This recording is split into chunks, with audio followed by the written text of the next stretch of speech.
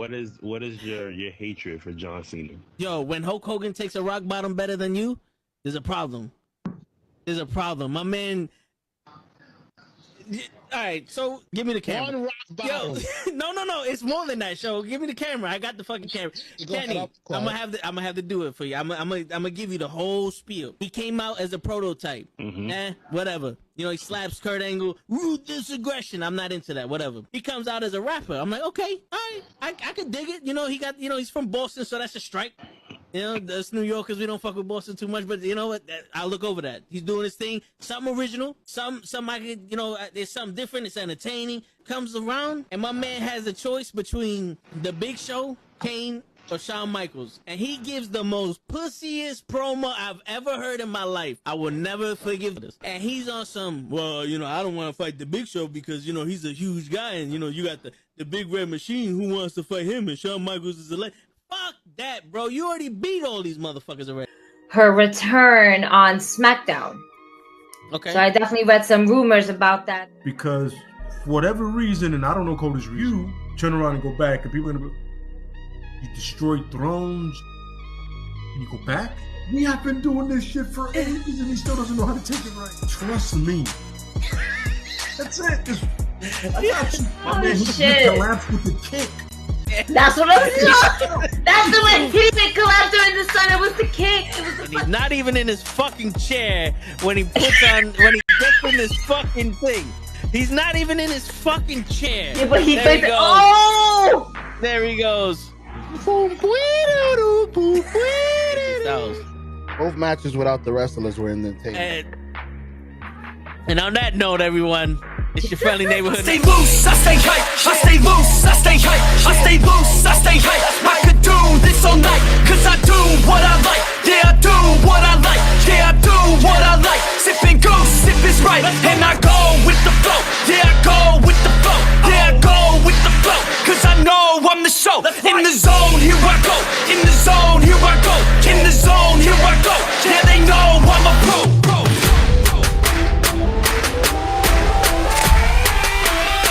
Let's go, let's go!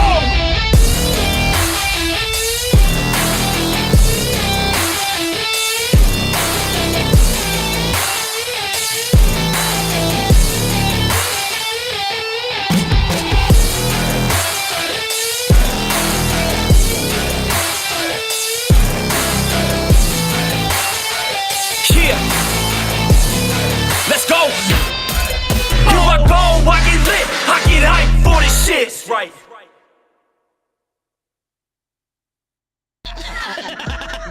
Word. He be like, I got a left elbow and a right elbow. I can break your face with an any elbow. Make sure that you get elbowed in your elbow with an elbow. Got the arm bar, get the phone ball, get around with the bomb with the bomb ball.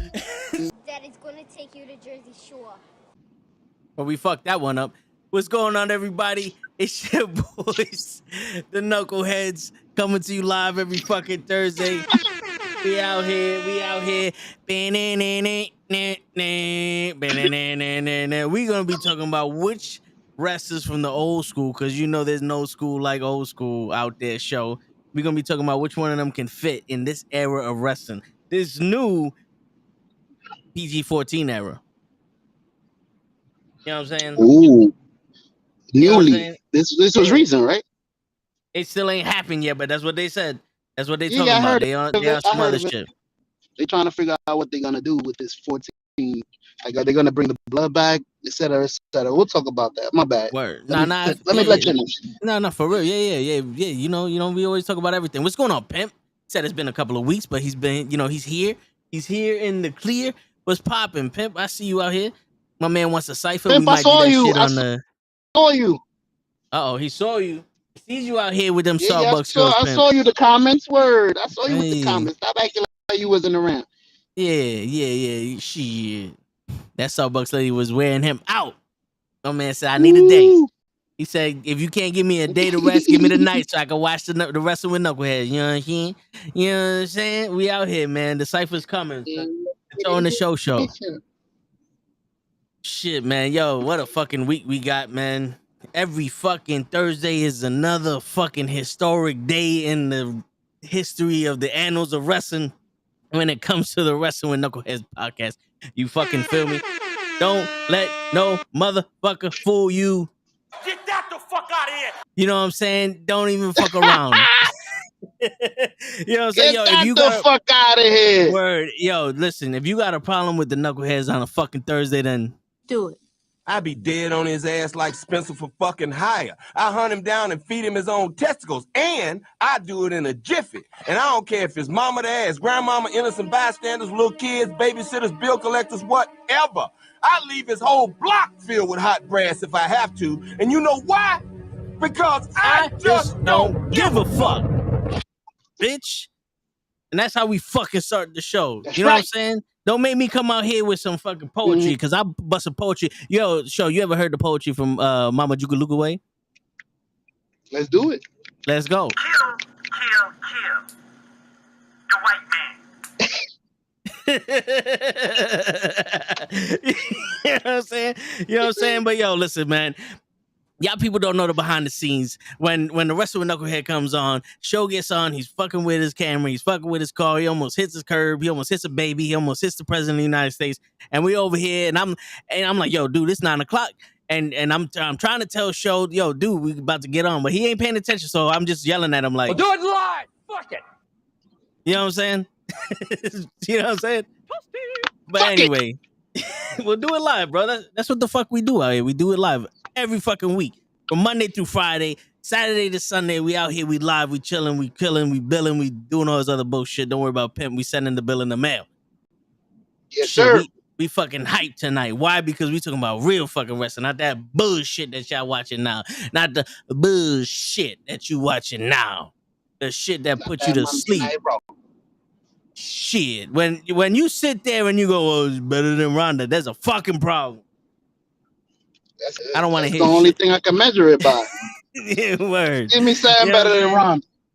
And yo, since I'm here and Show, you watched some of the match with me, Show. The barbed wire everywhere match with I was gonna say Tyson Fury, with Eddie Kingston and Jericho. We saw it today. We saw a little bit of it today, and I'm watching the match, and I'm sitting here, and I'm like, yo, this is boring. This is straight out boring. I'm at work, bored my ass off, and I'm watching this match like, yo, this shit is garbage. Like, Show was like, yo, this is on site for Eddie Kingston, right? He's like, oh, that's on site. Yeah, but I'm like, yo, it's different, but it's not different for AEW match. You know what I'm saying? Like, this is straight out like every other fucking hardcore no disqualification rules match that they fucking had, and I'm like, yo, bro, this Eddie Kingston Jericho shit is starting to turn into Brock Lesnar and Roman Reigns. Like, when they are in a match, they don't wrestle. And now they had the barbed wire everywhere in a steel cage next to a shark with an alligator on their asses connected to their nuts. It still ain't finished. Like, Sammy Guevara had to come in and fucking like, yo, finish the rivalry and let's move on to something else. Come on, man. Yo, please. AEW, when you fucking started, you was the hottest bitch on the block. Now you just like a crack whore. You a crack whore that's just sucking dick for free. And everybody like, you know what? I'll get my dick sucked, but I ain't trying to fuck with you like that. And if I'm being a little too harsh for AEW, let me know so I can tell you thank you. Because that's the fuck I'm trying to do right now, you motherfuckers. And let me tell you another fucking thing while Show's on the subject. I hear this shit. If you ain't never did a wrestling tryout, or you don't work out, or you don't do this, and you don't do that, you can't tell somebody that they can't wrestle, and you can't tell somebody they're out of shape. Fuck you. Fuck you. Listen, everyone has their own opinions, and sometimes your opinions need to be held, kept to yourself. It's true. It's a fucking fact. Sometimes when your opinion is ignorance or whatever the fuck case may be. But we do have eyes, and we do fucking see. If I've been watching wrestling for my whole life, I know what it fucking looks like. That's like saying, guess what? I know what an action movie looks like. And if you go watch a movie and there ain't one bit of fucking action in it, what you gonna say? That wasn't no fucking action movie. But you never directed a movie in your life. You can't judge your movie by that. You need to be in this. So what the fuck you saying? Only ex-wrestlers could go to the fucking stadium and watch the fucking wrestling match? Fuck you. I'm gonna tell you straight out, you fucking suck. That's it. That's my opinion. That's what I see. In my eyes, you fucking suck. You don't like it? You got two options. You go fuck yourself or you get better. then go fuck yourself. Let me tell you that. I'm gonna tell you that But shit straight up. subscribe and like Everybody first. want to ask. Yeah, like and subscribe first, and then upload us on Kazaa. Tell your fucking family to come see us, and every Monday and Tuesday, you know, we got a big bag of fuck you that we're ready to give you. Because right now, Kaz will be like, you know something, I'm the right amount of cute, but AEW is getting too cute. And that's for cabs out there. If you haven't seen the video, go watch the fucking.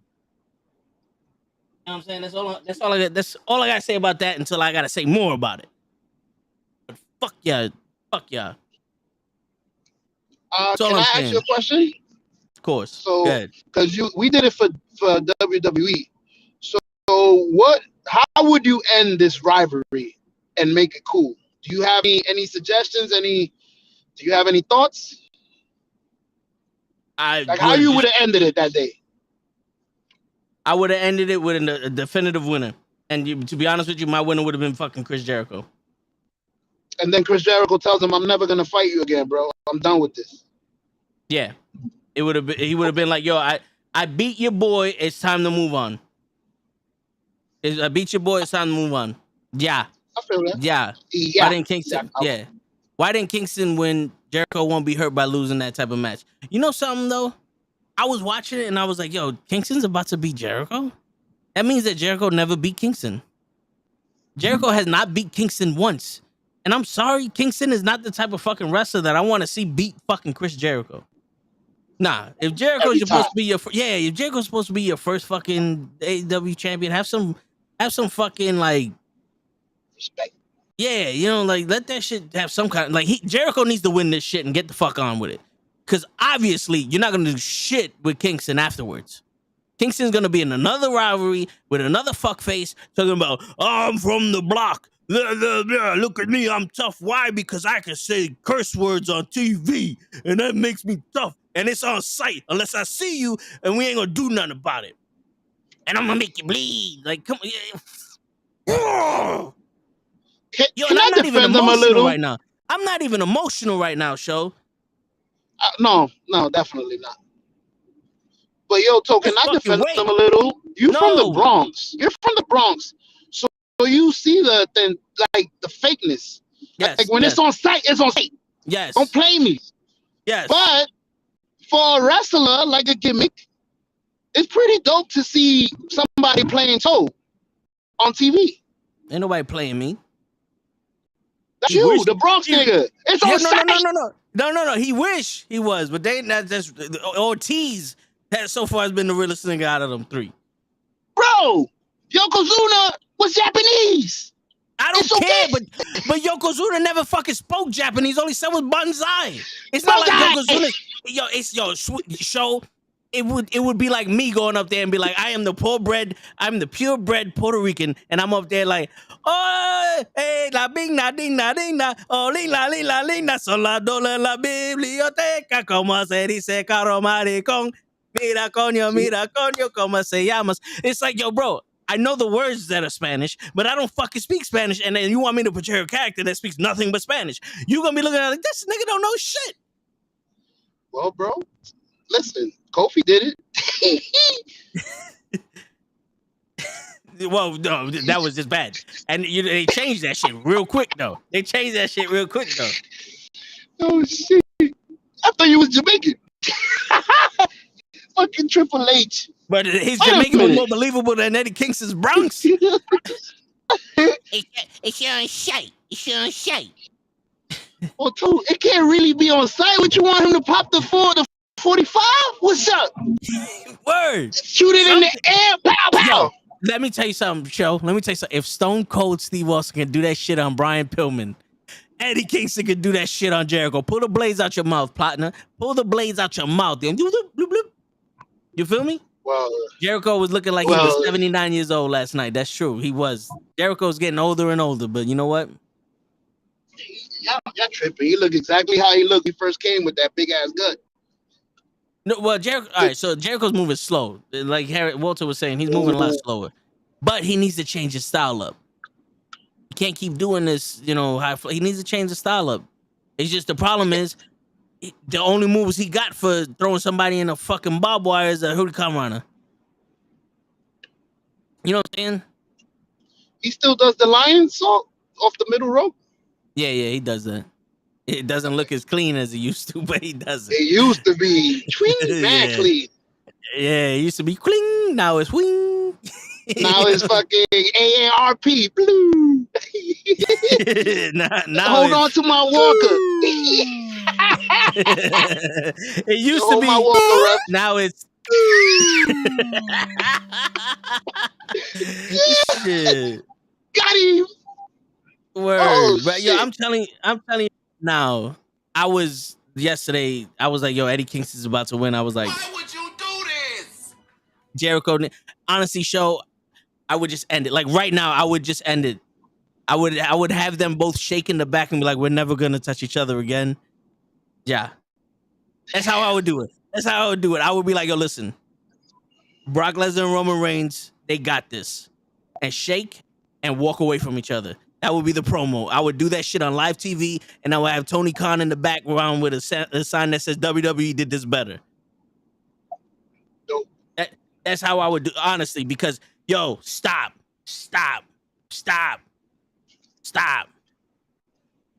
Yeah, stop. Please stop. No more. No mas.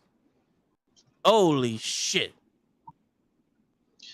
You know what's crazy? I'm a little amazed because a year ago, bro, I don't know who it was, but we was vouching for this man because if you remember correctly, we wanted him to beat Miro for the title. You don't remember that? Oh, I remember Gigi and Kenny saying that, and maybe Lay was like, I can see it, but I don't never remember me saying it. Oh no, it's John Cena and then him. So that don't count. I would agree that back in the day I said, you know what, I'm liking this Eddie Kingston with his promo and all, I'm liking this, but there was never a me that said he should beat Miro. Nah. Remember Scotty Flamingo was in WCW and then he went to ECW and became Raven? Maybe that's what Jericho needed to do. I mean, shit. Jericho being Scotty Flamingo, yo, shows froze, and I thought the whole stream crashed on me. That's what I honestly thought. I thought the whole podcast crashed on me when you froze, show. My bad. But no, Jericho, it's not. The thing is, the story they're trying to tell with the entertainer shit is not working. It's not working with the wrestlers that are doing it, because they're literally going, I'm a sports entertainer, right? Get this. Their rivalry is with a bunch of hardcore wrestlers. Any wrestler would say that's not real wrestling. That's what stuntmen doing flips, right? So people do hardcore for our entertainment. So you're sports entertainers, wrestling entertainers. It don't work. It doesn't work. Bro, put them up against fucking pure wrestlers. People that are like, yo, I don't need to fucking talk. I'm not here to talk. I'm here to kick your ass. Like, that would work against Bryan Danielson and maybe Wheeler Yuta and FTR. But it doesn't fucking work against people that are sitting there going, yo, I'm here to fucking make you bleed and smack you with lightsabers and fucking jump off of ladders and throw you off cages. That doesn't work, bro. Because the argument has always been, I'm a real wrestler and you're just some fucking asshole that's out here trying to make the crowd pop.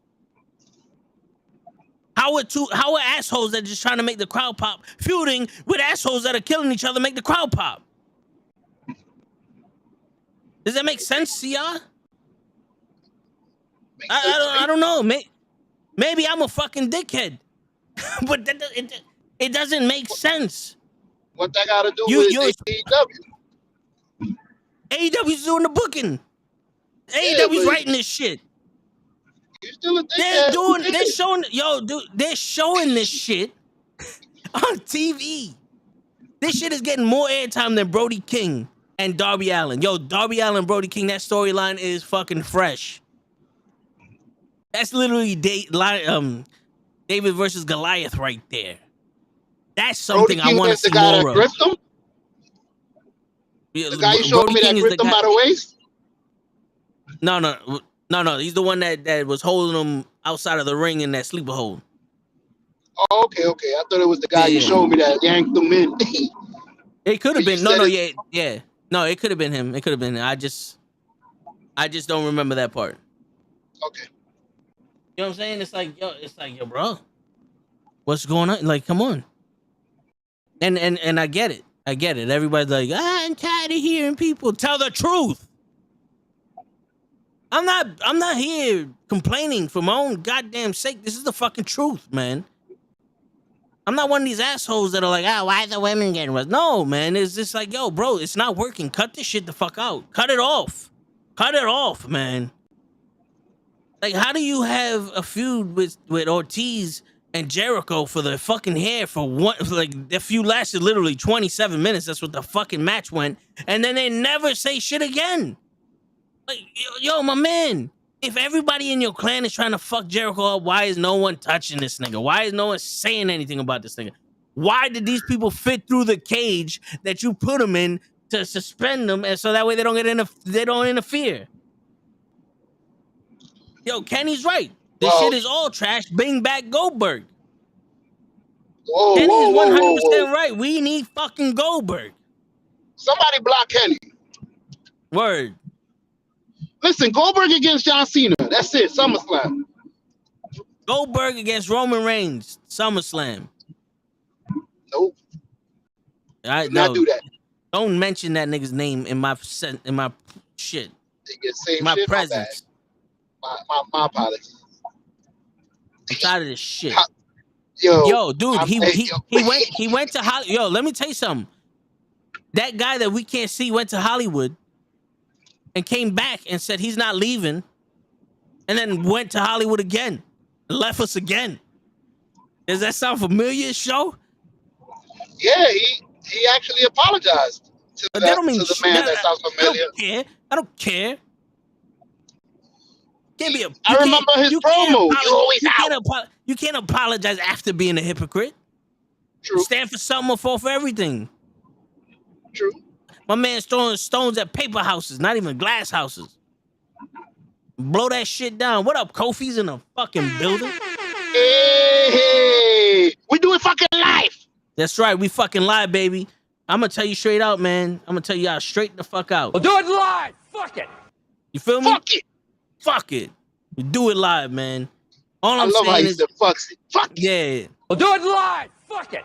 Like it was we fucking felt that shit. Fuck it. Yeah, we felt that shit. You didn't get fired? Yeah, man. And listen, people ask like, why is your podcast different? Because we tell the truth, we don't hold fucking back, and if we tell you the truth, there's no opinions here. All the truth can be fact checked. 1-800 facts. Give that shit a call. So whatever this nigga said was right. That's the response you get. But yeah, man. Is there no I honestly think we're in an era where everybody does the homework right before the class starts. Like, I don't want to hear nobody talk about he's a student of the game. Fuck you. What game is he a student of? And honestly, if he is a student of the game, he's a shitty fucking student. Remember, there are a lot of students that fucking fail the class. Assholes. A lot of them fail the fucking class. Tired of this shit. Disrespectful motherfuckers, man. Mm-hmm. So tired of this shit. And go fuck yourself. Word. Sid. Joe said it best. Mm-hmm. And all that other shit. Get that the fuck out of here. You know what I'm saying? Fuck that. Fuck that. Shit. And if you got another opinion, It doesn't matter how you feel. That's it. See? Everybody's here, bro, and they agree with us. That's it. It's the fucking facts. The fucking facts. Shit, man. All I speak is fucking facts. But yo, so Lay's not gonna be here tonight. Lay's not gonna be here tonight. But I just wanted to press the button. But he gave me some wrestlers that he wanted to talk, that he wanted me to mention in tonight's topic. So I got about 3-4 wrestlers that he wanted to mention. Show we talking about old school wrestlers and new era. First off, do you have any opinions on what's going on now in today's wrestling? Because I went on my rant. I want to know if you got anything. If you just gonna sit there and be like, nah, I'm good or whatever. He froze on me. This motherfucker has the best. Every time I ask him a question, he runs away. Even in real life, I know I said this shit before. The last time he froze on me. But every time I ask Show a question, he runs away and then he blames it on, I got no service. Bullshit. I ran away? Yeah, you ran away. You see, this is why I'm not talking. But now you tell me what's going on in the world of wrestling today. What are your thoughts? Do you have anything you want to bring up? Any questions you want to ask before we get into the topic? Because then we could go all night long on Space Mountain with this shit. I'll get back into Eddie Kingston because like I told you, I understand that we are real Bronx. Can I say the word niggas here? I don't know. I only said it 87 times. Okay, just making sure. I'm a guest here. You a guest where? You a guest where? Get the fuck out of here, nigga. Get the fuck out of here. Yo, that's it. It's over. The show is no longer part of the show. I want to talk about you a fucking guest. What's wrong with you? You got a problem that I can't fix. But I'm over here like, you say you a guest. We gotta look out for what you saying. What? This shit. Fuck out of here. You're looking like straight garbage. Word, motherfuckers. You got to get that back. That's the one you missing right now. But I know we are straight Bronx niggas. Yeah. That's not the one. Nah, I know it's not the one. I know. We straight Bronx niggas, so there it is. There it is. There you go. There it is. All right, go ahead, Show. So I understand that we're gonna look at it and be like, this shit is fake. But at the same time, we can't expect him to be real Bronx. Is he really from the Bronx though? Yeah, apparently. So that's the thing. I feel like he's from Yonkers, but hey, DMX was from Yonkers. There's gangsters out there. So I can't expect him to. Go ahead, I'm listening. DMX was on some other shit. Word. I can't expect him to be really, really gangster, like on TV. Like the most he could do is what he's doing. It's on site. He's using the lingo. He could go out there and be like, he could do all the lingo. He could be the Bronx. He could be Terror Squad, wear chain. It's like John Cena. John Cena used to do it when he was Word Life. So anyway, like I was saying, this motherfucker. Didn't I tell you not to mention this fucking dude? Yo, but you told me that's the only character you like. I thought I was allowed. You say you like Thugonomics. So, Show, he's leaving, and we would love to have Show back, but he's being a fool. Now, go ahead, Show. Pimp, call 911. All right, go ahead. He's like Thugonomics. Go ahead. Yeah, but that's what I see him playing, like a gangster, but you can only do but so much. Whoa, wait a minute. Not a gangster, but a Bronx, a thug. Can I use that? Hip hop. He was hip hop. That's what white people refer to as a thug. No. There's a difference. I would call Eddie Kingston more of a thug than Thugonomics. He was hip hop. He was what people thought hip hop was. Go ahead. Gotcha. But I feel he's like what hip hop is now. Soft. Go ahead. Oh shit! The fucking how you mumble rap? Yeah. Trump 2024. Is he gonna give us more money? What's up? Who? Turek T says Trump 2024. Listen, bro, if he brings back those similar checks. Word. Yo, bro, to be honest with you, there's not enough people here watching for you to be trying to get other people to fucking vote for Trump. You know what I'm saying? But more power to you. This is not my country. I'm just living in it, bro. You vote for who you want. Do you, boo? Hey, if he could bring the gases down, I'm good. Oh, that's true. Thugonomics was a doctor. He's not even a thug. He was a doctor. See, white people could put on a jersey and become a doctor. What the fuck he had his doctorate in? Thugonomics. But yeah, I never heard that's anyone my say point. word life in my life. Me neither. Now, and you allowed that.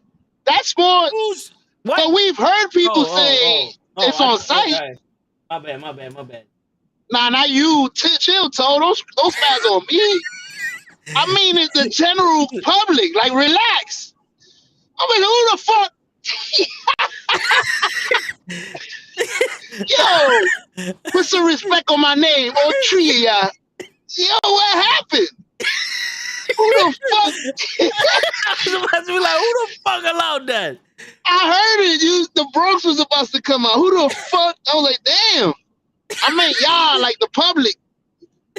It was allowed. Like, who the fuck is you people? Shit. Oh man.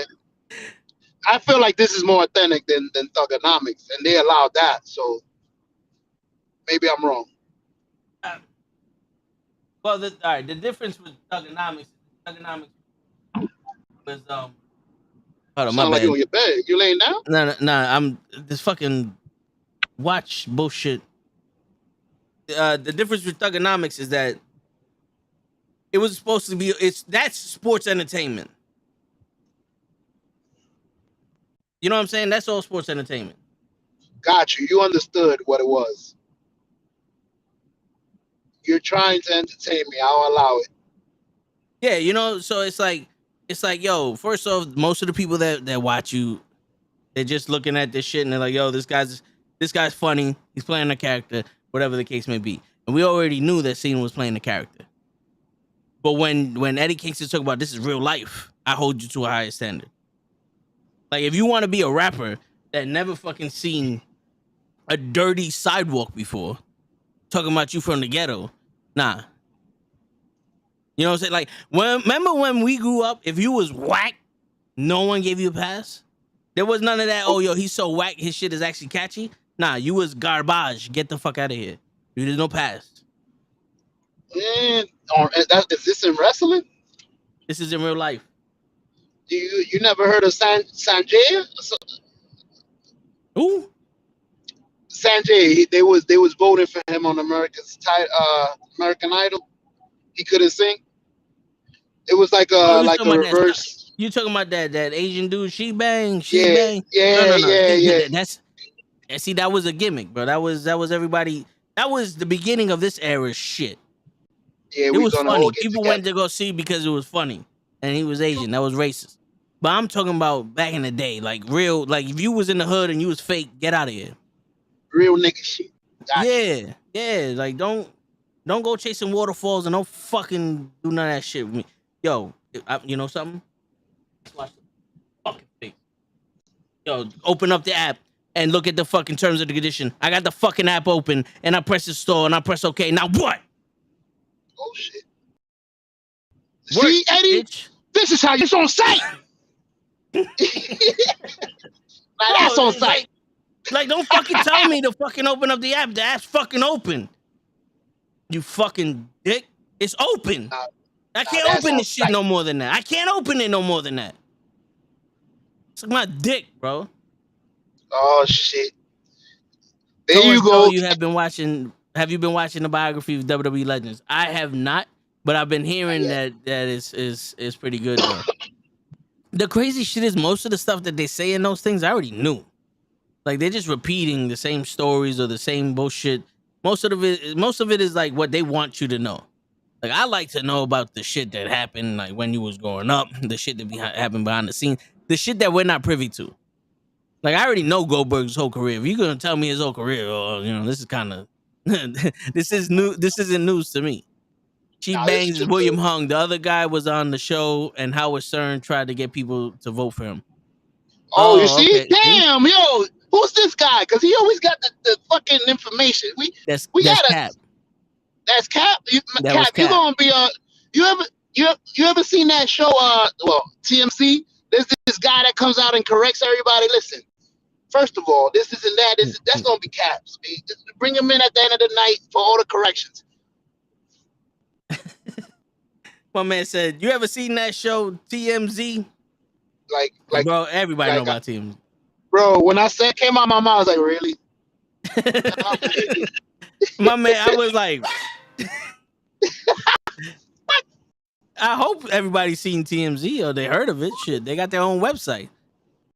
but anyway, yeah, man. So, yo, dude, it has nothing to, like, when he was doing all that other shit where it was passion, and he was like, I don't like you.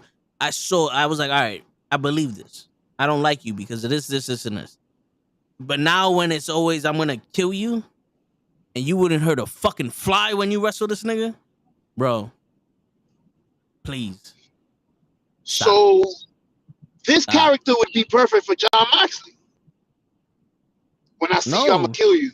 I feel like John Moxley goes in there tearing ass for no reason, kicking gates. John Moxley needs to stop also. Like, bro, you can't tell me that you're one of the best wrestlers in the world when all you do is fucking try to bust people over. Like, you're literally sitting there blading people all match. Like, bro, come on. Come on, it's missionary. It's the same thing over and over and over and over and over again. Do something else, bro. Yeah, that's please. You know what I'm saying? Like, come on, like, please, man, please. With this shit, I don't like it. I don't like it, any of it. I want something authentic. Like, if Brody Lee was on some, I'm gonna fucking hurt you. You know what I'm saying? Like, if Brody Lee was like, I'm gonna fucking hurt you, I believe it. Because the way he wrestles, he fucking looks like he hurts motherfuckers. You know what I'm saying? Like Madero. Wow. Madero. Like when Miro. Welcome to the Diamond Wrestling. Yeah. What? And Madero is now signed with Diamond Wrestling. I made one show. Madero. Yeah, Madero. But shit, nah, man. I'm talking about when Miro is on, so I'm the Redeemer, and I'm gonna, make all this with all the shit that he's talking about. Brody King, my bad, Kofi. Well, even Brody Lee was he looked like he could hurt somebody. But when Miro was talking all this shit, I believe him. But I'm tired of this shit. I'm gonna kill you. I'm gonna kill you so hard that you're gonna come back to life and die again. I'm gonna rape your soul. I'm gonna fucking take your socks off and make you walk in the rain with just the sneakers. Like, when you trying to do some gangster shit, bro, you better back some of that shit up. It's the same reason why the Triple H and Randy Orton shit didn't work, because they did everything at the wrong fucking time. So what I'm getting out of this is you're upset at the writing, not... No, I'm upset at the way they're doing the matches. That's what I'm saying. It's the writing, because they should tell them, yo, I need you to break him over. Like, I need you to do the Brock Lesnar with the elbow type of shit. Like, I need you to look like a real gangster. Like, wouldn't they tell them that? Like, I need more. Or maybe I'm wrong. No, you're confusing the writing with the whoever produces the match. But I think these dudes produce their own match. The writing is like whoever. See, the thing is, you can't really talk too much about the writing AEW because these guys are doing their own shit. So the match is never written like, yo, let's speak about it on the side. This is a spot where I'm gonna do this. This is the spot where I need you to break me open. I need you to look like a gangster. They don't talk the matches out? Apparently not. Wow. Apparently not.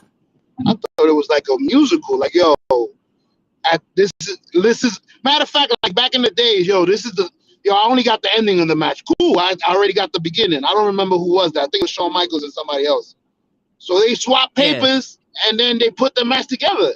They knew the whole match was going to happen. Yeah. I guess they don't do that no more. Like, yo.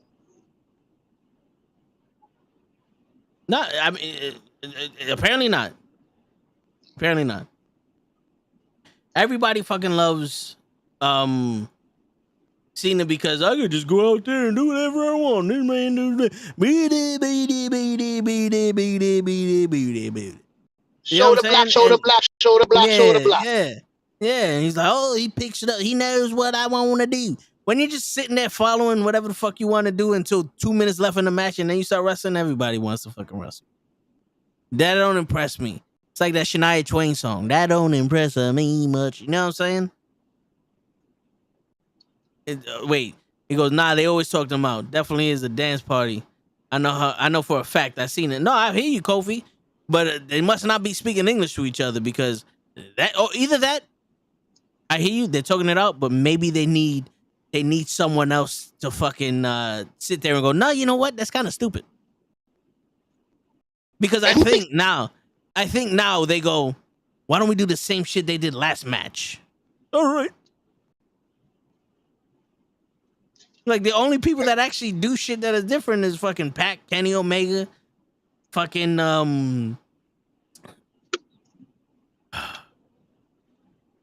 Jesus, the Pentagon, fucking Aleister Black. You know, like, they don't have too many of the same fucking matches. You just gave me 2 questions for Kofi. And I'll answer one of them, and then you ask the other one, and I'll answer the other one. All right. Question number 1. Number 1. If they talking it out, right? Like, let's say I'm Roman Reigns and I'm fighting Bill Goldberg. Oh, I'm fighting Brock. All right. And we talking it in the ring. And I call something. Yo, reversal into a back body drop. I'm gonna say it in your ear. Go ahead. Into a back body drop? Yeah. My man said a Bob Backlund drop. Word. A Bob Backlund drop. I didn't hear that. Oh shit! I don't know what's coming next. But anyway, What? A bala drop. Yo, a back body drop. If I call that and the other guy in turn turns around, goes back in my hand and says nope, like who takes the lead is what I'm trying to ask. I think there's a pure leader. Like, I know for a fact these guys sit there and they go through the match and they're like, this is what I want to do. Like, Macho Man and Ricky Steamboat was literally written move for move on paper by Macho Man, and Steamboat was like, all right. And Hogan was the one that I have the beginning of the match, and this guy has the end of the match, so that's what we're gonna do. But it's literally, you have to trust who you're working with. So if the dude's gonna be like, yo, I'm gonna throw you to the ropes, do a reversal into a back body drop, we're gonna throw you to the ropes, do a reversal back body drop. Because that has no effect on what's in the outcome of the match or how anything looks. It's just going to keep the match flowing. Now, if Goldberg was like, yo, I'm going to spear you and jackhammer you, we're going to take you home, and then you go, dude, we have 20 minutes left in this match, then I think, but then the ref also goes, like, go home and shit. The ref will let you know when it's time to go. What if I don't like the move? Like, there's some people that don't like the chop. Like, I'm not taking the chop for you, my brother. Well, no. Kofi goes, if they say no, it will be a fight behind the curtains. Oh. Because it's unprofessional. Okay. Like, especially, like, if the Big Show was like, I'm going to chop you, and you go, no, that's a signature move for the Big Show.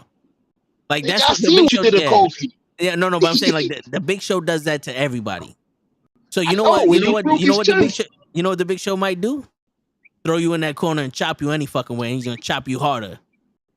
He's going to chop you harder. Yeah.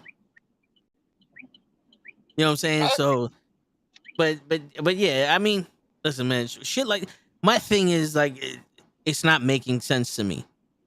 Like, the match you had was kind of boring. You're doing the same shit. All right, Bob Wire everywhere.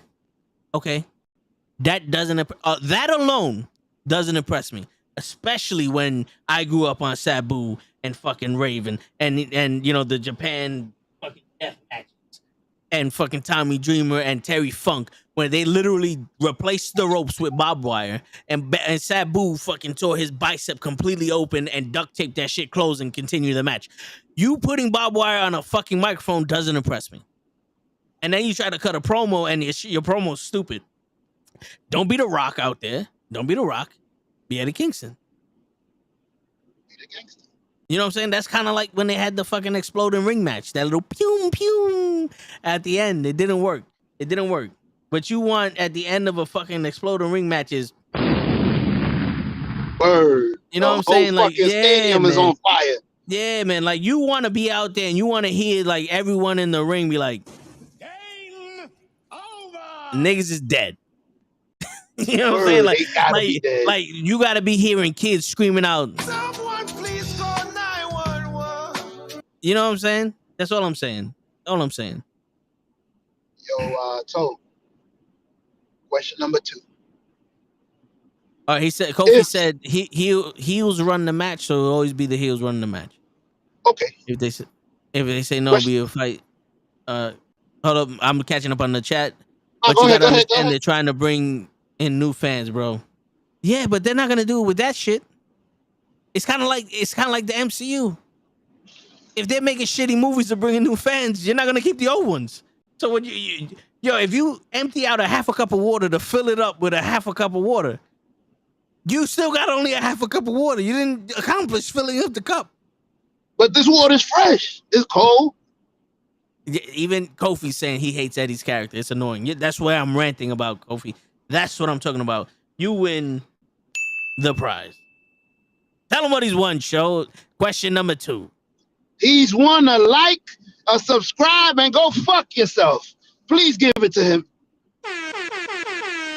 Woo. And then question number 2. I'm just fucking with you, Kofi. Question number 2. I'm Booker T. You who? Right? Booker T. Booker T. Booker T. There Booker you go. T. All right. Not Booger. I'm Booker T. He's and I'm King Booker. King Booker. And I'm facing Pentagon Jr. He doesn't know any English. How does he fucking call the match to me? Well, you would have to imagine that by now Pentagon knows what a hip toss is. And also, some of these wrestlers, they go on instinct. So Booker T is good enough to at least be able to dance with anyone. So if he sees Pentagon doing some shit, then he be like, all right, I know what you're doing so far. You know what I'm saying? But I think a lot of these wrestlers would know something when it comes to, communicating with each other. Because that's how, a lot of these Japan wrestlers that come to the States, they don't know English that well, but they still perform. I was thinking about that earlier when they came Forbidden Door.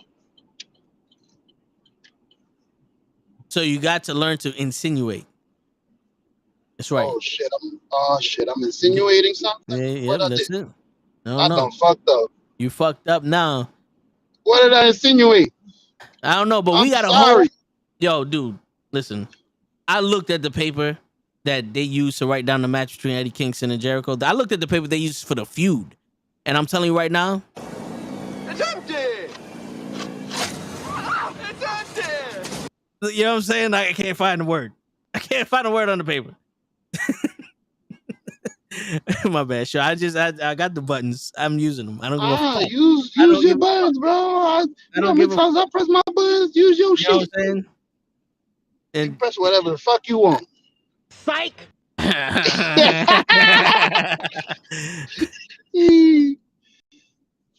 All right. See, those are questions from the regular guy. I'm done. There you go. All right. So Kofi goes. They would have watched previous matches, hand signs, or usually a mix ref that tells both languages. That talks both languages. All right. There you go. You see. All right. Okay. You see. We got questions that the regular guy would want to know. Go ahead. And in between rounds, they got a chick with a thong on that's distracting the crowd, and then the cornerman's tell them what's going on. Nice. Insinuate. That's to properly pronounce the word you're saying.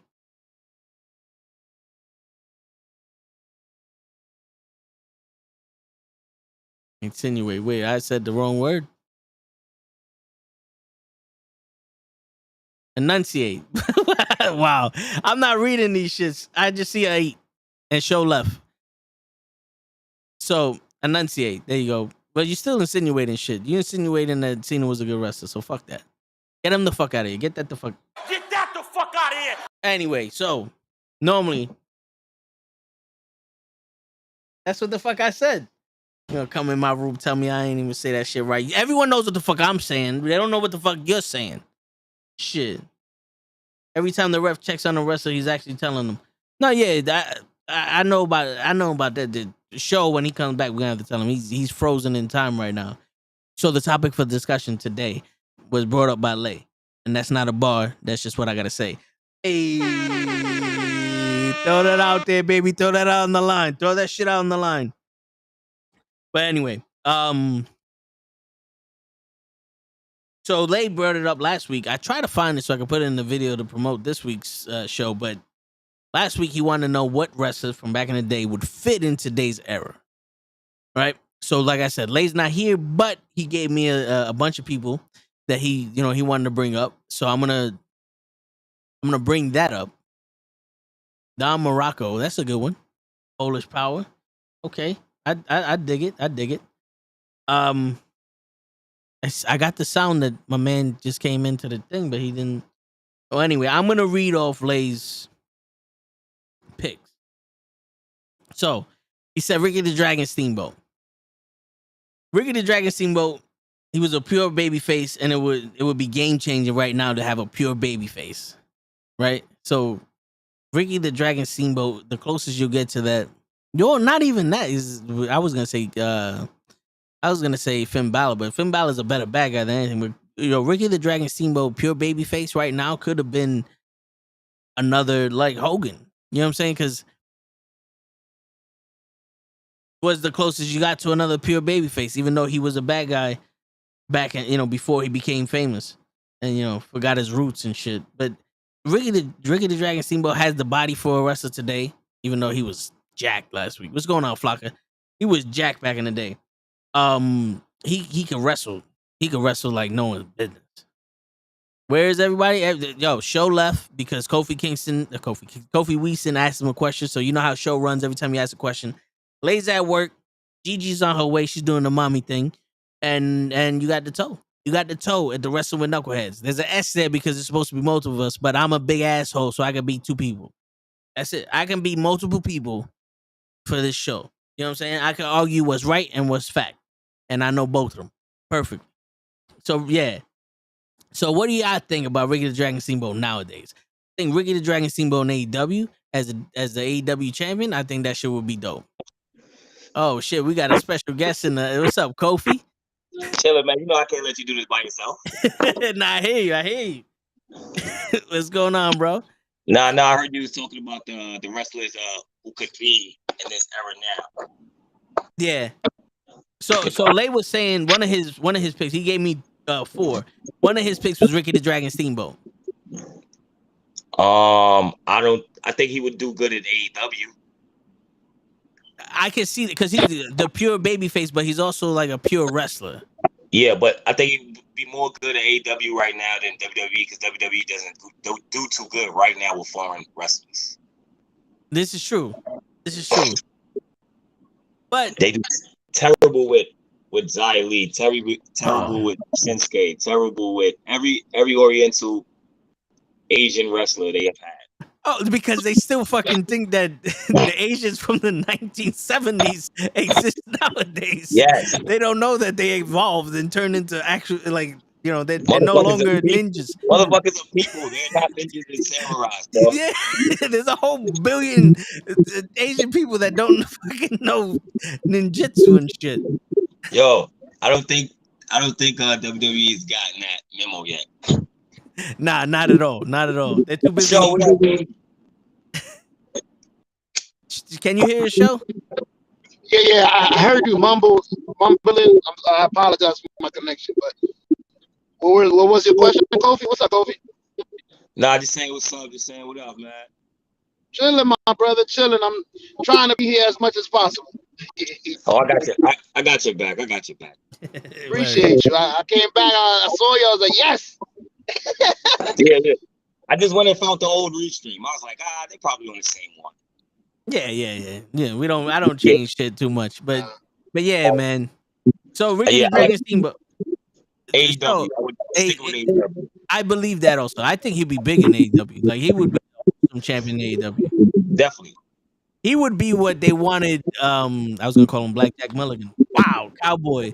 the cowboy would have been. I think he would be a better version of Sammy Guevara, probably. You know? Well, just for his athleticism. You talking about? Yeah. I'm talking about like character-wise. Character-wise. Yeah. I can't fucking for the life of me remember this fucking cocksucker's name. What is cowboy shit? I know. Hangman Page. There you go. There you go. He would be like what they wanted Hangman Page to be. The pure baby face that goes in there and wrestles people and those other shit. Just, Hangman couldn't do it. That's what he always been though. He's kind of. I mean, that's what he is though. Yeah. So I don't know. But AEW for that guy though. Yeah. and I honestly think he would be the best wrestler nowadays. Like if you want to talk about pure wrestling, he would be. Honestly, he was probably the best wrestler back then. But Ric Flair was holding up Bell hostage. So. This is true. This is true. And back in the day, you had an all-star squad playing for you. Yeah. So I can believe that. He had phenomenal matches with everybody. I'm just saying, like, that's like putting like Karl Malone in today's basketball game. Or John Stockton in today's basketball. They're gonna get mad buckets, they're gonna abuse everybody. Oh yeah. Because they just physically better. The character's a little better, more charismatic. Especially if you look like back then, when people thought wrestling was real. You know what I'm saying? And you would have to have your character 24/7. And now, where it's a little more lax. Yeah, you don't even need to have your character in the ring. Yeah, I think wrestlers would eat now. Yeah. You know what I mean? Yeah. And another wrestler. Good. I would put Harlem Heat on that list. Yo, in the tag team division with the New Day. Yeah, I mean, not even that. Let's talk their gimmick, Harlem Heat. Like right now, New York is hot. New York is one of the most popular places right now. Could imagine them being Harlem Heat right now. Yeah, with all the rappers and all the little dudes coming out of the Bronx and Harlem and Queens and all that. It'd be crazy for them. I think they would be phenomenal as a tag team right now. Yeah, I think so too. Gimmick and everything. Yeah, it would definitely step up the Street Profits. Yo, I know how much you love the Street Profits. Oh no, don't say that, man. I can't stand them dudes, man. I think they're mad athletic, but they gimmick is terrible, bro. We want to smoke. Y'all don't smoke. All right, stop disrespecting me. All right. We want to smoke. I would hate to be somewhere where him and he be like, we want to smoke. I'm like, you got some trees on your nigga? Word. He be like, no, I don't got no trees. I'm like, man, you don't get out of here. Word. Yeah, they don't know what it means. They don't know what the smoke means, but nah, I feel you. You know what's crazy? It's funny. We allowed this shit from white people, but you guys, when the black people do it, you guys don't like it. So you telling me Too Cool and this fool, they could want, but the Street Profits, no? Who we talk about? Too Cool. Scotty Too Hottie and Grandmaster Sexy. Yo, you gotta think we was children, bro. True. We was children. And also, and at that time, to see a fat nigga dance was cool. Not even that. Let's take it like this. That was Attitude Era, right? And we saw all this hardcore shit, all of this serious shit, and then it was that one segment that got us to laughing and got us to smile. So I can't say that, bro. Yeah. I can't compare the two, man, And also, Scotty Too Hottie and Grandmaster Sexy were the white boys trying to be down. Yeah. Big Keish was a gangster, but he wore a diaper in the ring. Yeah. The Street Profits are trying to be hood niggas. Yeah, and they're not hood niggas. They're more like Malibu Most Wanted. They from schools that have the lockers in the hallways and shit. Yeah, man. They more like Tay Diggs and Anthony Anderson and my Most Wanted, bro. Yeah, word. They ain't never went through a metal detector unless they go into the airport. Never. There might be something I don't know about it, though, man. Hey, I hear you. Shit. Yo, so another dude that Lave mentioned, but you said that we eat Jake the Snake Roberts. Yes. Jake the Snake Roberts would kill it today. I think Jake would be a world champion today. I think he would too. His promos and his psychology, no one matches. Yeah. I think the snake thing would have really blew up because people fucking love animals now. A lot more than before. Yeah, a lot more than before. So the snake thing would fucking blow the fuck up. He'd probably go viral. Word. I'm just saying, the only reason why I would say these old guys would eat is they don't have to live that gimmick like they did back then. Yeah. So they live that gimmick. So imagine really not having to live that gimmick and be able to put your shoulders down a little bit. They would eat, bro. You know what I mean? They would eat. You know what I mean? I could be myself and I can just all I have to do is worry about this character here. That's it. They would harness that one character just like that. It would be a little easier. But then again, you know, I don't know. You can't say that because they work so hard on those characters. And it took time and diligence to get those characters. So it's I don't know, man. You know, it's hard to say. It might have helped them to live that character, 24/7.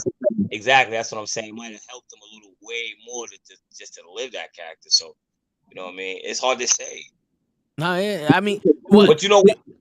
I don't mean to digress from the conversation that we have, but I think the problem is that Kevin Nash and Scott Hall started using Kevin Nash and Scott Hall. Yeah, made it real. Yeah, and they stopped using Razor Ramon. They stopped using Big Diesel. And then once it became Kevin Nash, Scott Hall, it became we can use real names. We can do this. It's okay. And then now you have guys with real names, like real names. Like Kenny Omega's not his real name, but he has a whole fucking last name. It's not even a gimmick name. Kenny Omega, Sammy Guevara, fucking Eddie Kingston. You know what I mean? Like these guys have fucking names. It's not a gimmick name. No, yeah, because even back in the day when you had wrestlers using their real names, like you had Don the Rock Morocco, Bret the Hitman Hart, Jim the Anvil Neidhart. Yeah, they don't really have that now. Yeah, like the Nature Boy, Ric Flair or Buddy Rogers. You know. Yeah, it kind of took the nostalgia away now. You know what I'm saying? I kind of blame that on Kevin Nash and Scott Hall. I don't even mean to throw that out there, but you know. No, but you know, so it makes sense though. Yo, Toy, at least they gave you Kevin. They gave you Keith the battle cat lead. Who? I said at least WWE. You said the names. I said at least they changed it to Keith the Battle Cat Lee. Oh, Keith the Battle Cat. Nah, we don't want that. Nah. That Battle Cat is terrible. See, but the thing is, Keith Lee was limitless. He was the limitless Keith Lee. Like you have the almighty Bobby Lashley. Yeah. That fits. Yeah. You know? Yeah. There's feedback every time you talk, so I hear an echo for your voice. I think that's coming from Coach. Yeah. Probably.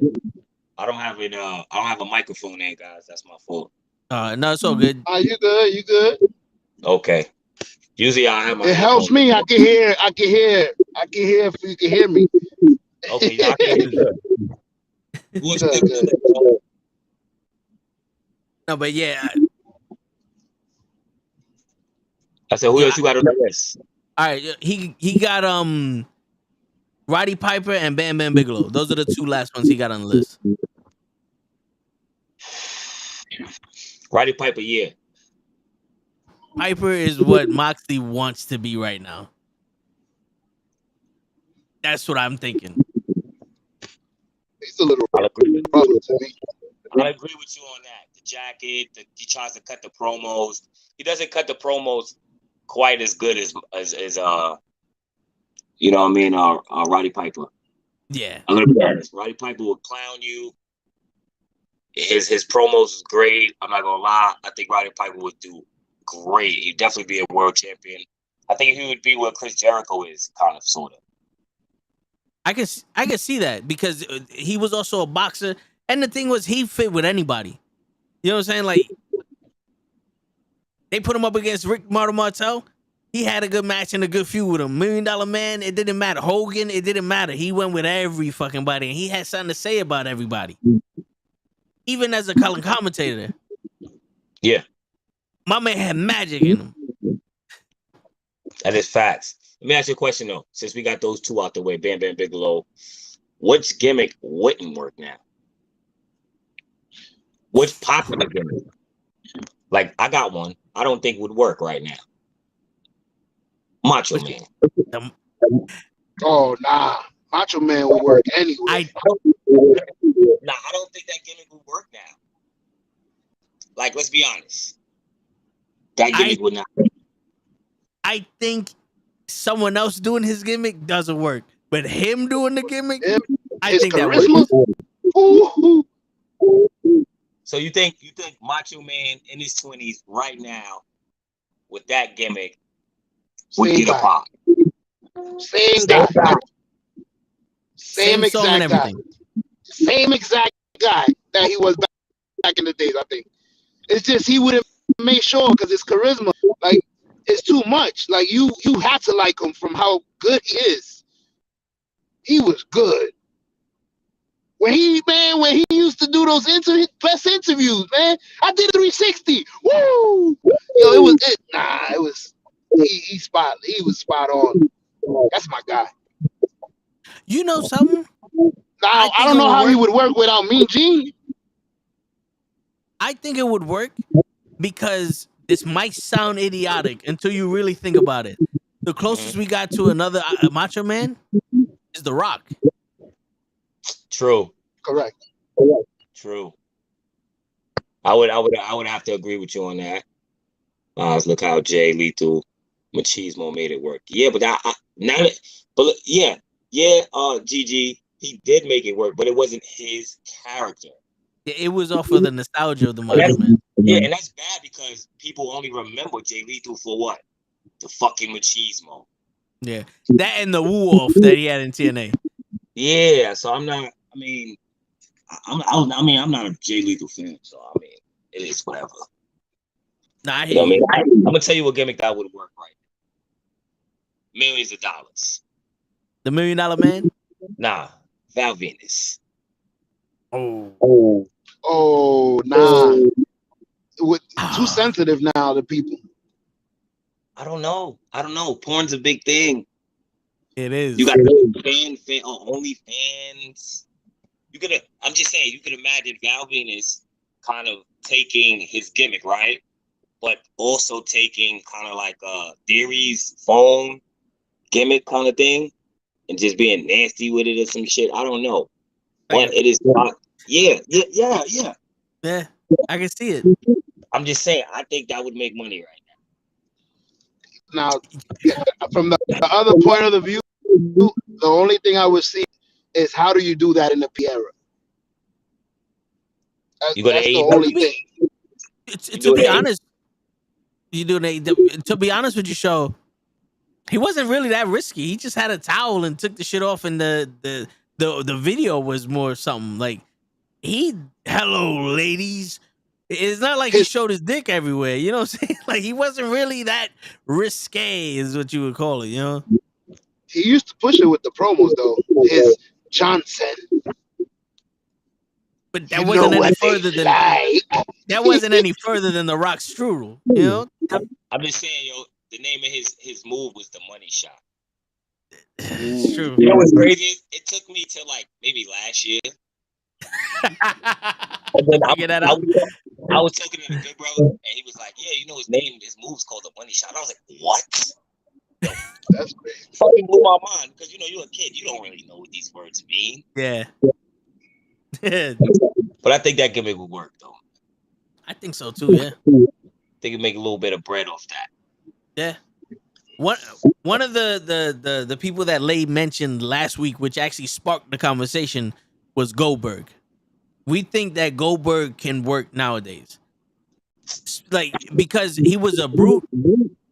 He's one of those people that can stand there, and people will be like in awe of him. He doesn't need to speak. He could just stand there with the fucking fireworks, and that was it. You did it, and his moveset is crazy. He's a powerful dude. I'm just saying, would you have him at the same time you have Brock Lesnar? Same gimmick.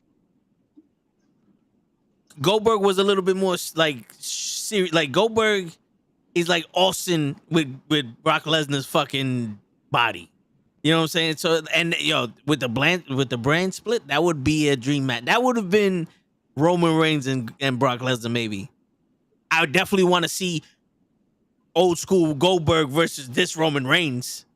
That's a match I would love to see. I would have taken old school Goldberg versus Brock Lesnar. You know what I mean? Yeah. Goldberg. I would have taken Goldberg in his prime versus Brock Lesnar.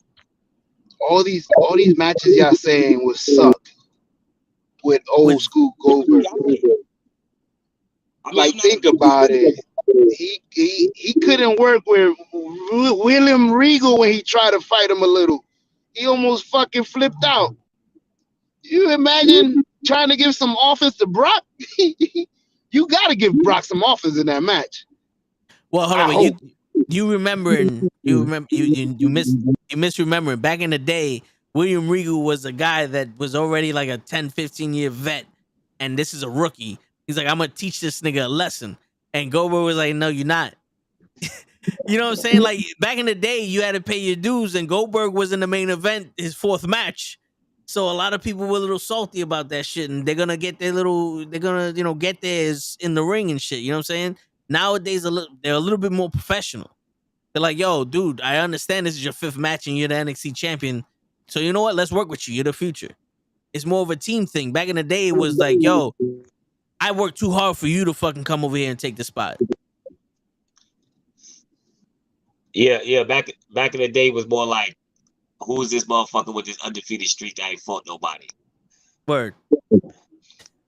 Yeah, I mean, I ain't go front. Regal just wanted to teach a lesson. He was just being a dick. Yeah. The funny thing, that's the best I've seen Bill Goldberg. He did a move in that match I've never seen him do before. After it was like an uppercut, like to get Regal off because Regal was hitting him too much. He did like an inverted uppercut. I was like, oh shit! Don't get it twisted, show. Goldberg did take martial arts back in the day, and he was like, I'm not saying who would have won that fight, but Goldberg wasn't no pussy back in the day. You know what I'm saying? He wasn't no like he kicked Bret Hart's career out. By accident. You know what I'm saying? Like, order than Chris Jericho, he's a bitch. Yeah. Chris Jericho tried to fight him, I heard. Jericho don't try to fight everybody though. I was gonna say he got balls. He tried to fight Brock Lesnar for somebody he don't even know. For fucking the fucking Viper. Yo, you hit the Viper with those elbows? What's up? Hey man, Jericho's old school. Yeah. That's what Jericho's father was a New York Ranger. You know what I'm saying? Like he grew up with, yo, dude, you fighting whoever the fuck looks at you. You know what I'm saying? Jericho's supposed to be a hockey player. Yeah. From Winnipeg. Yeah.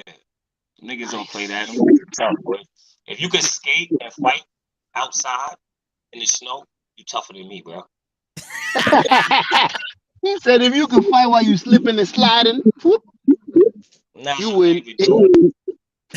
Like it's trying, bro. My man said, "Come back when the street is dry."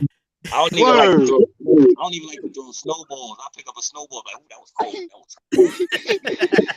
I can't wait till the summertime. I'm gonna fuck you up. Not right now though. Shit, nah, I feel you though. But shit, man. Yo, getting into Bam Bam Bigelow though. Bam Bam Bigelow nowadays would be, I think he would be a world champion also. His athleticism and the way there's not a lot of big men that can wrestle like a Bret Hart. Like, I don't want to say little men because little men would be like Rey Mysterio in the cruiserweights. I'm talking about an average size wrestler versus that big of a wrestler, and he could wrestle like them and still be a big guy. Yo, dude, that's unheard of right now. Like Umaga was one of them. Umaga, you named it. Yeah, you're right. It's I think that Bam Bam Bigelow would definitely work because, like you say, his dynamics. He could take on the small guys like Dolph Ziggler, but he can also take on the Braun Strowmans. Yep. You know what I'm saying? His character was fire though. Everybody liked the badass. First off, everybody loved the tattoos. Everybody loved the gear. Everybody loved the motherfucker that curse. Yeah. Yo, he was one of the very few men I've ever seen rock a head tattoo right. Probably the only one I've ever seen. I was like, yo, that shit's dope. Yeah. Everyone else, you look stupid. Yeah. Him, you done that yo, that's all you boo boo.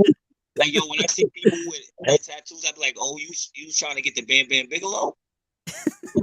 You know what I mean? That's what I call it. You got a head tattoo. I'm like, oh, you got the Bam Bam Bigelow up there. Word. The flames. Word. Facts. Yeah, I got a follow-up question for y'all. Like, y'all made me think about those people. Is an extension to the question you was asking. Those people y'all mentioned, who would y'all put up against? Ricky the Steamboat, Piper, righty. Or like, who would you put him against now? Yeah, the crazy shit is Ricky the Dragon Steamboat and Roddy Piper. Those two, and even Jake the Snake. Those three specifically can go up against anyone. You know, like they're everybody wants to talk about their promo, but their in-ring work and their psychology. If they were tasked to make you look good, they can do it. If they were tasked to go over on you, they can do it and make it look believable. If Jake the Snake fought Braun Strowman and they were like, yo, you got to beat him clean, Jake the Snake can look believable going over Braun Strowman clean. That's how good they were. That DDT. I would like to see Jake the Snake, The Fiend. That would be something. Yeah. Damn. With the Fiend, that's dope. And his weakness is the snake. I know how to defeat you. Come on now. I would like to see. I would have liked to see Stone Cold Steve Austin versus Roddy Piper. Ooh. They teased that. They teased that at one of the WrestleManias with the Piper Pit. Yep. But then it never happened. Yeah. But that would have been fire. Can you imagine the promos back and forth? Yeah. Who else we said? Ricky the Dragon Steamboat. My bad. Dragon Steamboat. I would work him honestly with probably Roman Reigns. Just because he's such a good heel right now. Yeah. Ricky is a great face. Yo, it would be almost like Roman Reigns and Jimmy Uso, like that dynamic, but with Ricky the Dragon Steamboat actually being believable to go over on Roman. Yeah, definitely. I would put Ricky with Daniel Bryan. Oh man, what's going on, Gigi? I'm here. Just give me a second. I'll be on camera in a second. But yeah. What's up, Kofi? What up? I was holding y'all down for a minute, man. I was holding y'all down for a minute. I appreciate it, my man. I see it. Appreciate it. I turned on the YouTube channel. I said, oh shit, this nigga Kofi on. I thought it was playing that he grew hair all of a sudden, and I was like, nah. That's not lady. That's this nigga Kofi Winston in the building. So I'm gonna make y'all laugh. I put on the show because I have my daughter. She just went to sleep right now. I put on the show, and she looks at it. She was like, "I see toe. That's not Kenny. No, that's not Kenny. That's right, baby. Now all black people look alike." She's like, "Yeah, that's not the other guy with the Band-Aid." Because he's bald, and I was like, "Yep, that's right, baby, he's bald." So who's that? I was like, "That's Kofi," and she's like, "Kingston?" I said, "No, baby, now all black people look the same." But his name is Kofi. And she just starts like, she just seems so confused and dazed out because she's also like fucking tired as shit. So she's like, I just like mind fucked her right now. She's like, I don't understand what's going on. To be fair, they both did have short dreadlocks once upon a time. That don't count. Yeah, I know for sure. And then he cut his, and then I was like, all right, I'll cut mine. Oh, you had the long ones. Cool. Oh yeah, mine's is a little long. I think mine's is longer than his. Oh shit. Okay. Yeah. Well, you're not really Jamaican. Nah. I cut mine last year this time. Now you happy. Today you was happy that you cut him with this heat. Fucking 95 out here. Gotta go. All right, Kofi. Yo, Appreciate thank you, Kofi. stopping by, You're the brother. man, brother. All right, Kofi. Oh shit! Back to a 3-man show, and That's 2 right. people not even showing face. Look at that. The word. That's it. That's it. But That's everyone it. just wants to hear your voices. Exactly. It's all right. Yo, and It's all right. Yo, just for the record, I think Lay can pull off dreadlocks. I'm just gonna say it. We're gonna have to Photoshop. Yeah, you know. Photoshop. I'm about to say we're gonna Photoshop it because I can't picture it until I see it, and then I'm gonna be like, there it is. Join the OnlyFans and we're gonna have a picture of Lay in dreadlocks. That's it. Word. And now it's a 2-man band. Oh, I'll show face. I'm occupado with something. Okay, just trying to get my life together after a long fucking day. No, I hear you. Today I hear you. And the days where it's just like, why am I here? Why? Why am I here? I saw your tweet Be when home. you were. I saw your tweet where you was like, "Yo, I wish I would have called out." I wish I would have. I would have. They don't watch this podcast, so they wouldn't even know anyway. Like, yeah, I it's hear okay. Word. We don't need them to watch the podcast. We just need everybody else to watch the podcast. Word. Shit. I wake up man. every morning going, I'm about to call her. Yo, so yeah, listen, I was listening, and I think man, that's why I'm kind of upset that Kofi just left right now, because I wanted to have this debate with him and Macho Man. He's listening though. Oh, okay. All right. I had the door. So I gotta say, Macho Man, I think, would definitely fucking fit in, because in a sense of way, he was the original Lunatic Fringe. And anybody that's like a lunatic like that would definitely work out in this day and age. I don't believe that the way he treats Miss Elizabeth, though, would work in this day and age. The obsessive, you can't touch my woman, nobody can be around my woman type shit, that wouldn't work in this day and age. You know? But his character and how eccentric he is, I would. Because then it just shows that he's cocky and arrogant, and you know, he's someone that can get away with it. The Ultimate Warrior would not, because those promos never made sense, and after a while, when Bray Wyatt was just rambling, it didn't make sense. And I don't mean the Fiend Bray Wyatt, although that has happened as the Fiend character Bray Wyatt, but I'm talking more about the Bray Wyatt from the swamps, where he was just honestly rambling. Like the rambling rabbit, you know? Yeah.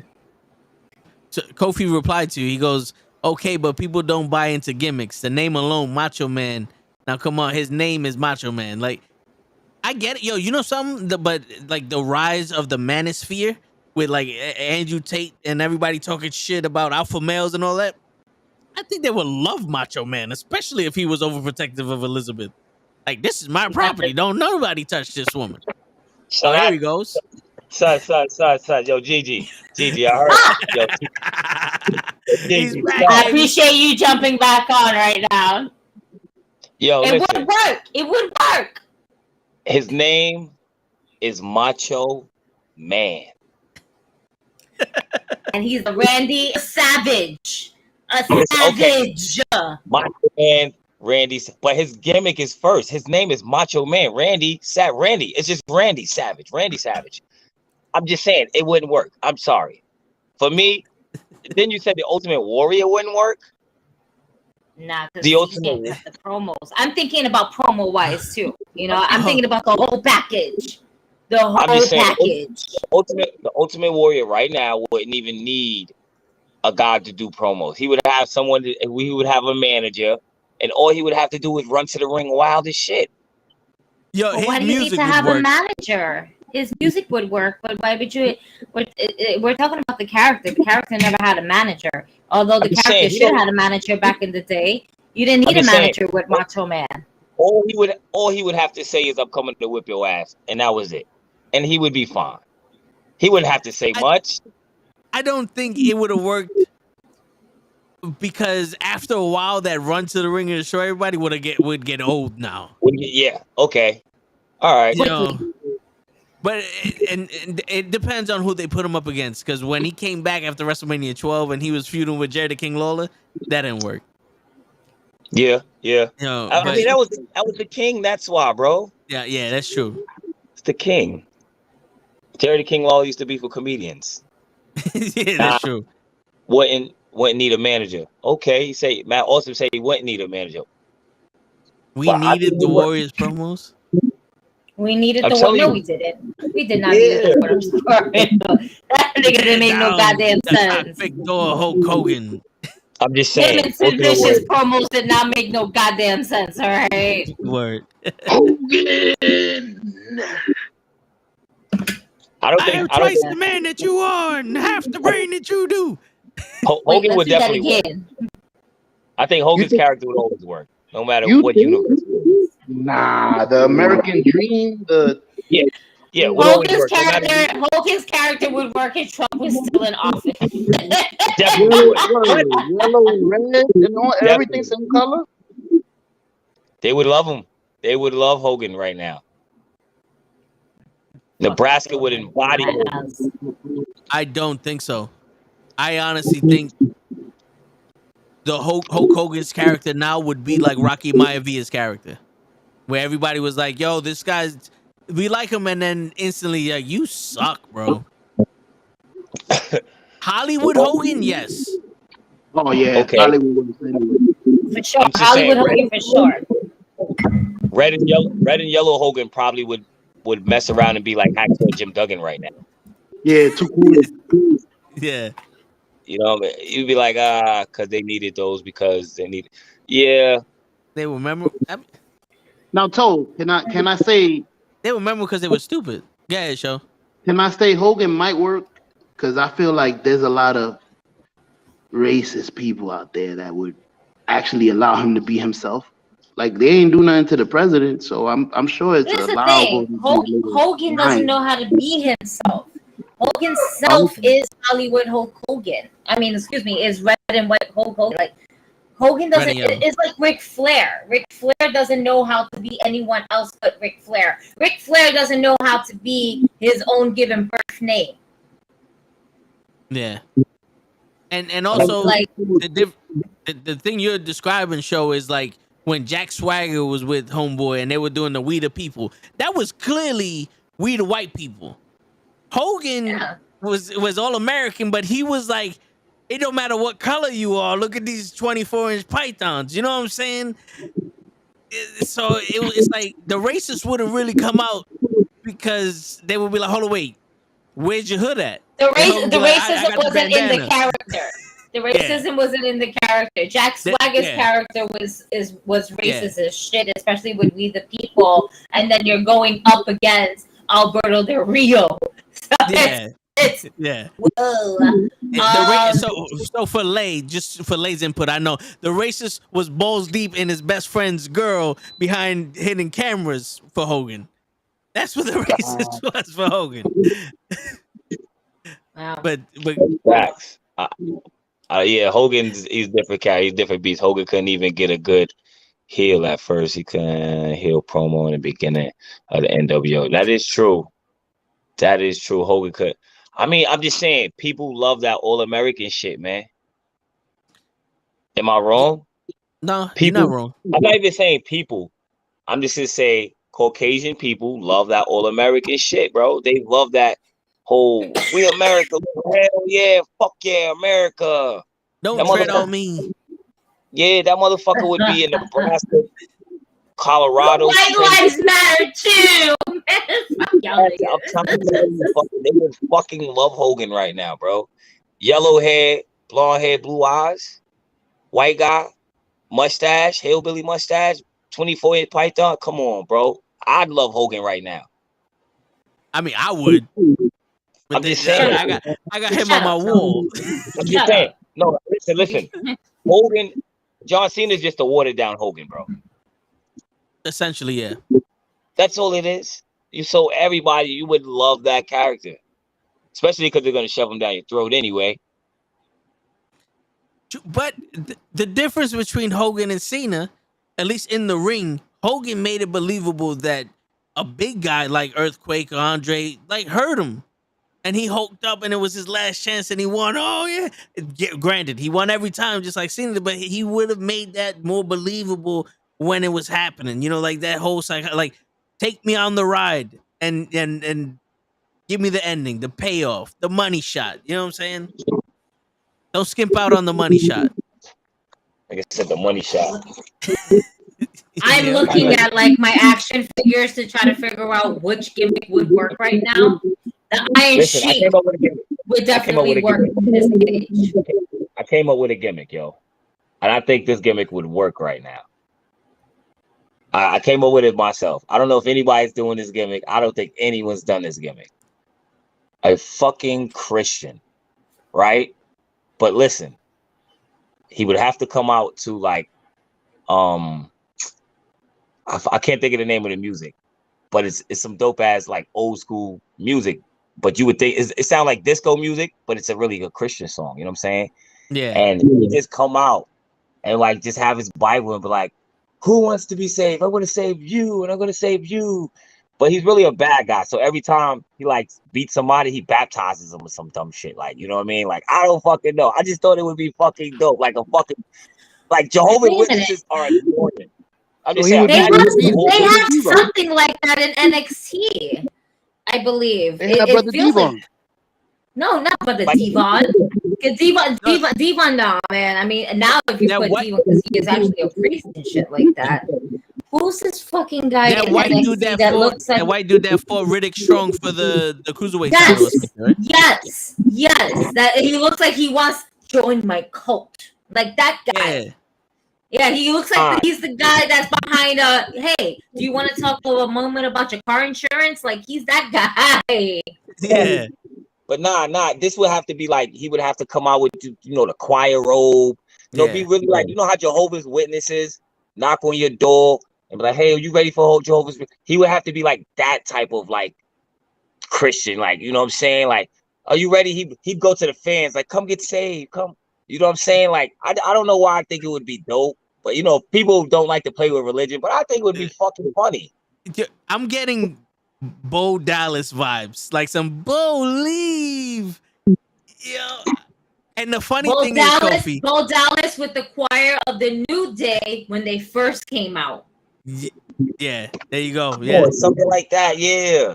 Yo, and the crazy shit is, I was on the train coming home today, and this woman comes up to me, and I'm like, "Yo, this woman is too hot. She wants something." So I take my headphones out. She goes, "Do you want to go to church on Sunday?" I said, "Hell no." And I put my headphones back in. Like, you fucking bucket. But yo, I don't know. What's the guys that wear the white shirts with the ties? Mormons, Seventh-day Adventists? Could like evangelistics. I don't know. The white guys, they look like penguins. I don't know. The Jews, the Hasidic Jews. Nah. They some young white guys, man. They just wear like they look like they about to deliver a mail or some shit. I don't know, man. These niggas be always. They got the little badges. They got the little badges and shit on the side. The niggas always walk up to me and be like, I always fuck them up. They be like, "Hey, you want to go to church with me?" I was like, I'll stand there and be like, Nah, I'm good. Fuck 'em up. Yeah, come on. But I'm just saying, a gimmick like those guys, man. A gimmick where, you know what I'm saying, they continuously annoy you.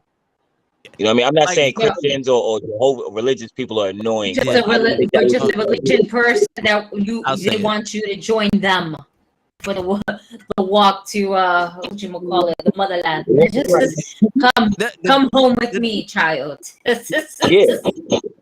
Scientologist. Like after they whip your ass, they baptize you. A Scientologist. I mean, yeah, that could work. Yeah. It's almost like the Dark Order a little. Yeah, but I don't know. I would rather him be just a The Christian. Dark Order lost Just us a long time ago. Yeah. I would rather Jehovah's Witness. You want a right to censors vibe.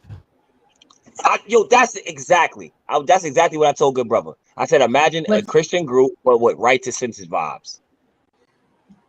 A come to Jesus moment. Yeah, they would be mad annoying. Yeah, it would piss me off. So, yeah.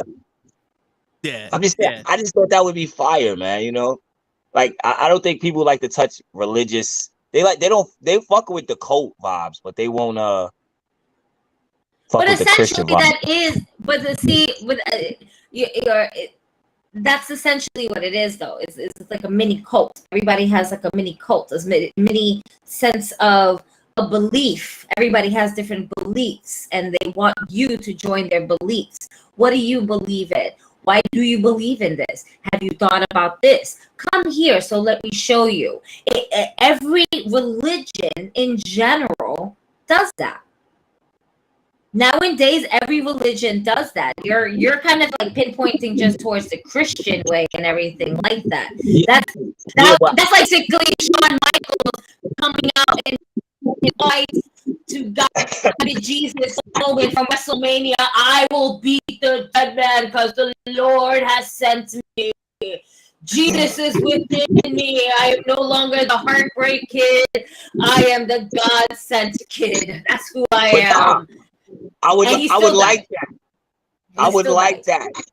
Yeah. No, I would like the extra Bible thumping person. Like, you know what I mean? Yeah. Well, like that was probably the last time we got a Bible thumping person was when Shawn Michaels had that match with the other. It's the only time you saw somebody come from the heavens besides Bobby Roode when Glorious came on for NXT.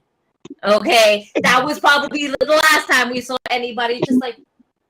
And Bobby Roode had a choir singing Glorious, which was even like more fantastic at some point, but he didn't come from, from the top of the heavens, which he should have, but I digress. But yeah, that would have been glorious.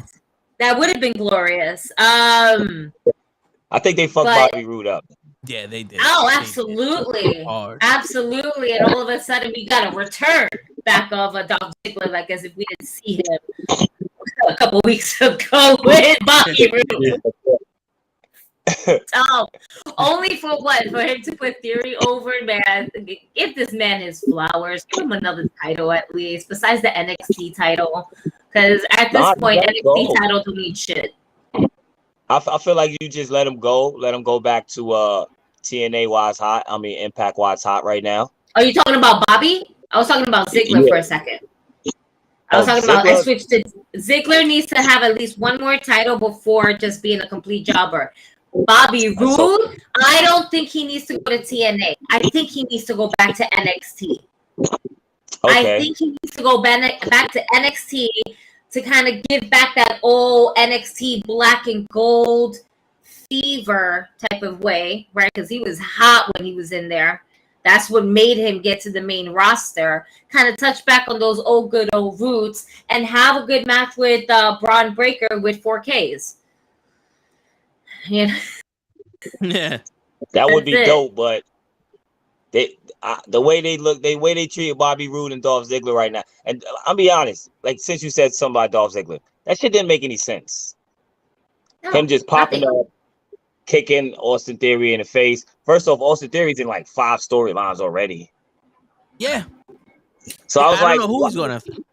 Yeah, so I was like, why would they do this Dolph Ziggler thing?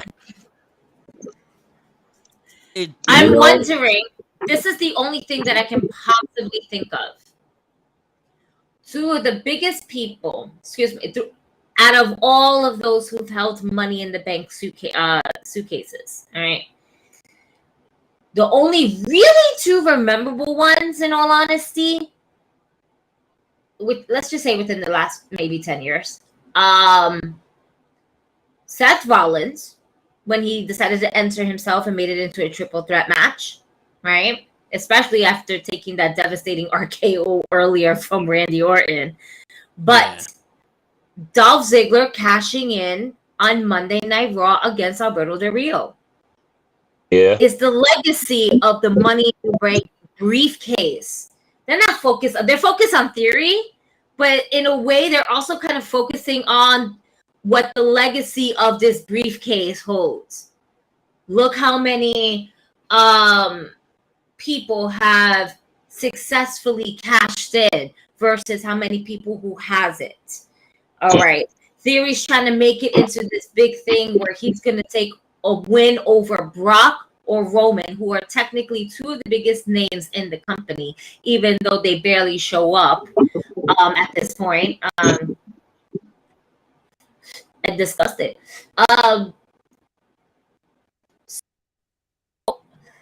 With these out of Roman and of Brock, then the storyline becomes where, oh, but people will never forget the time where I cashed it. The only other person that did that overcame my throne of the excitement of cashing in was Seth Rollins, and I have more respect for him than I will ever have respect for you. Maybe the storyline is for Dolph Ziggler to continue having this Austin Theory storyline, so that way Austin Theory has a failed cash-in. It looks like that. It looks like you gotta tip the scales. You gotta tip the scales. Gigi on point right now, B. I gotta start watching more. I gotta start watching wrestling now, huh, Gigi? A little bit. Just a little bit. Listen. I might tune in. Start tuning in. You got the Indies. With us on Raw. You guys got the Indies figuring out shit over here, which reminds me, I'm a little thirsty. Excuse me. Show's favorite part of the show. You there, Show? You there? Blink if you can hear me. Blink. Yeah, right. Blink twice if you can hear us, Show. Blink twice if you can hear us. Raise your hands. Yo, he's probably trying so hard to get his mic off mute. Make your Tesla talk for us. Miss cash-in on Orton. Oh yeah, that's another good cash-in. That is true. But you know what's crazy? You don't remember those things. But listen, Show, I ain't got time to wait for you. Hold on. The little girl you remember though for the Miz. That little girl. She was so pissed. I loved it. That little girl. Oh man, that was so good. She was so mad. First off, they show her every time there's a Money in the Bank. Yep. Like her face, her. First off, they showed her during the Miz's autobiography they were doing for the Miz as a heel, and they showed her how much she hated the Miz. Like she was like, the Miz is gonna go into the Hall of Fame, and she's gonna go into the Hall of Fame with him in the video package. Yep.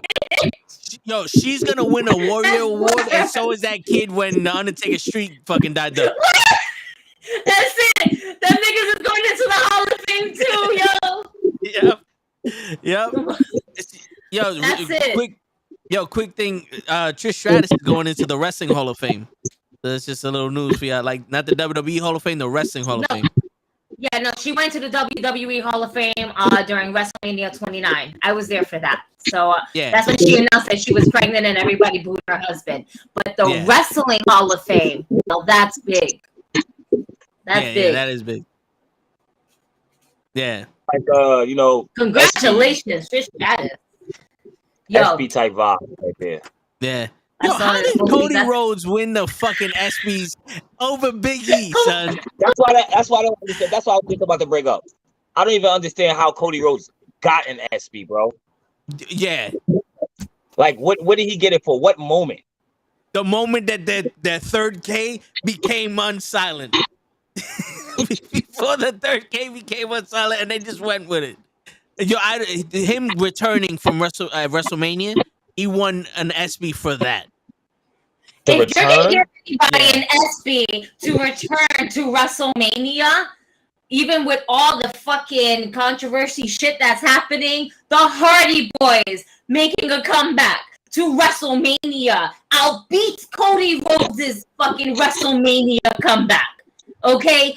fuck you if you think differently, all right? I like Cody Rhodes, but fuck you if you really think that shit, yo. Word. Nah, and now over B, y'all niggas ain't even showing no love for a man with a broken neck. Man, fuck y'all niggas, yo. Fuck y'all. This nigga got a torn titty versus a broken neck. Get the fuck out of here. I'm just saying, if you're gonna be honest, if you're going off pops, CM Punk still got a bigger pop. Yeah. Even when he won a championship, he got a bigger pop. If you're talking pops, you know what I mean. So like, I'm not really. I don't mind Cody winning. I mean, it's Cody. We all knew he was gonna win anyway. But for me, I was like, yo, really? I don't. And it happened. And my thing is, this is like the second year they've had a wrestling award. Second, third year, maybe they've really done this, right? And they give it to fucking Cody Rhodes. And I'm like, for me, I'm like, yo, there's so many wrestling moments, bro, that have happened this year. Y'all could have really, like, I wouldn't have cared. Y'all could have gave it to the goddamn Young Bucks. Yo, I honestly think it's money. It's all about money. I think he won the award not because he returned to WrestleMania, because he left AEW for WWE. I think they were like, yo, let's give this man an award because he left fucking AEW. He's the first one to leave AEW and he came to the WWE. That's why. He left WWE. He became a VP, right? Left that company with his title and came back to WWE. Yo, Matt said that he wrestled with a torn pec and third-degree burns. Give it to him. Kurt Angle wrestled with a broken freaking neck. Listen, I know two crackheads that's walking with that right now. Word. I was benching 225 with a torn fucking shoulder, Matt, and you was there. You was in the fucking gym with me, Matt, when we was benching that shit down a torn fucking shoulder. Big E. I'm out. All right, brother. Yo, I love y'all, man. Yeah. Appreciate you coming by, brother. Word. Nah, man. You can't take torn titty, all right, with the man who currently has a broken freaking neck right now. No fucking way. I'm sorry. Yeah. No. You get, and that was a fucking big moment for Big E. And guess what? He had the money in the bank suitcase. That's how he won. Yeah. Okay? Let's not forget the history that's in this, y'all. Big E should have got that. In my opinion, Big E should have got that. Well, congratulations to Cody Rhodes, you know. It's all right. Okay. Congratulations to you. I'm being a good sportsmanship here, I guess. Yeah. I hear you better than me. Yay. I'm somebody that's, I guess, positive right now in the company, especially when they're facing so many Vince McMahon's fuck ups. Oh man.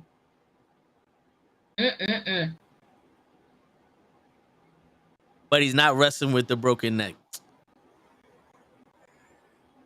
Oh wait, hold on, wait.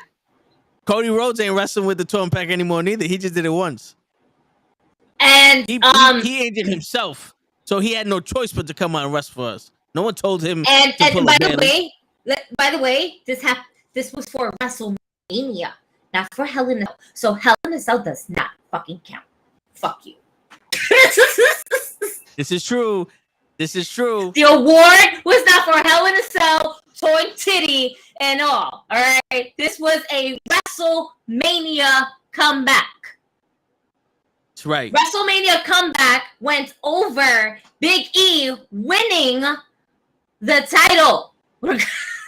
That's right. What? No. Unacceptable. Unacceptable. Word. That's like saying that in the fucking blood and guts match, Eddie Kingston punching Jericho once sufficed. See? What? We fighting Gigi. Yeah. We fighting. Shit. Let the battle begin. I'm behind Gigi. I agree with Gigi 100%. Fuck that. Fuck that. Listen, I can understand there was moments that happened afterwards. Guess what? Big E didn't have a broken neck, but it happened afterwards. Yes or no? It happened. But we're putting certain things in categories here. You mean to tell me Cody Rhodes coming to WrestleMania, it really outshines Big E, an African-American man who they barely give titles to in this day and age, all right, who unfortunately lost it to Brock Lesnar, okay? Think about this shit. And then shit happens, and then he broke his neck because of another wrestler. Because guess what? Shit in wrestling happens because it is real. All right? I'm pretty sure that nobody wrote in the story for anybody to get a broken fucking neck. All right? Or a torn pec. All right? I'll keep the scales balanced. But it doesn't outshine Big E winning the title. And I don't see how it outshines it. Because of the name? Because he just left at that moment and then it switched around. Okay. But especially after you had the main event for the women's fucking, WrestleMania win the ESPYs with Sasha Banks and Bianca Belair. Mm-hmm. Like how do you have this and match that match was good. I'm not saying that Cody's match with Seth Rollins wasn't good. It was expected to be good. We expect them to be good because we know that both wrestlers are indeed fucking good in the ring. They can go. But we expected it. Big E on some real shit. We didn't expect. We hoped that he won. Did we expect it? Maybe some did. A lot of us didn't because we know that WWE likes to fuck with people, and especially our emotions. They do it all the time. That's why we're ready for just disappointment, and that's why we're like, oh, this shit again. All right, budget cuts.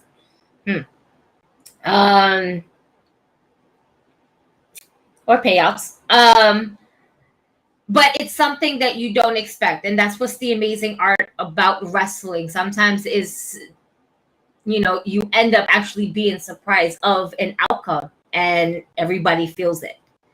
And Big E winning the title overall, that was amazing. Yeah.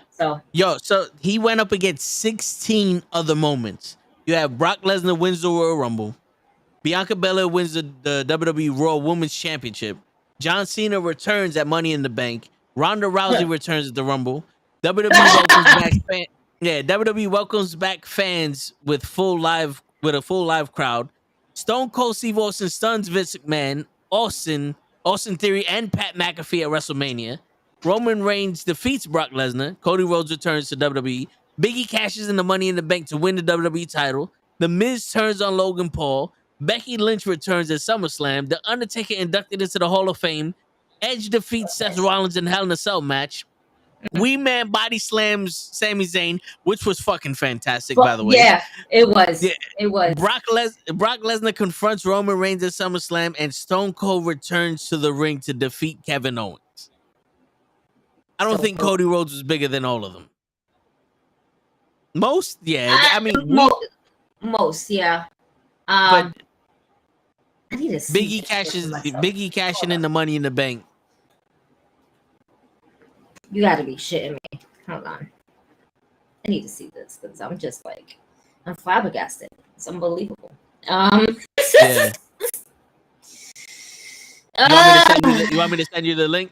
Yeah, send it to me. So I don't have to fucking search for them. I'm just so annoyed right now about this. Oh man, what are we talking about? Gimmicks that work at this time. The American Dream. Wrestlers and gimmicks. Do you think the American Dream Dusty Rhodes will work nowadays? I think so. No, maybe. It's a funny gimmick because it'll bring some nostalgia, but unrealistic. If we were to take him seriously, he would have to be. I would say that's the one they would end up giving us. But it's like if it's old Dusty, then yes, absolutely. The American Dream, absolutely. Yeah. I'm looking at my pop figures right now, so they can just kind of inspire me and shit like that. The Iron Sheik will still work up to this day. You know something? He's one of them. Yeah.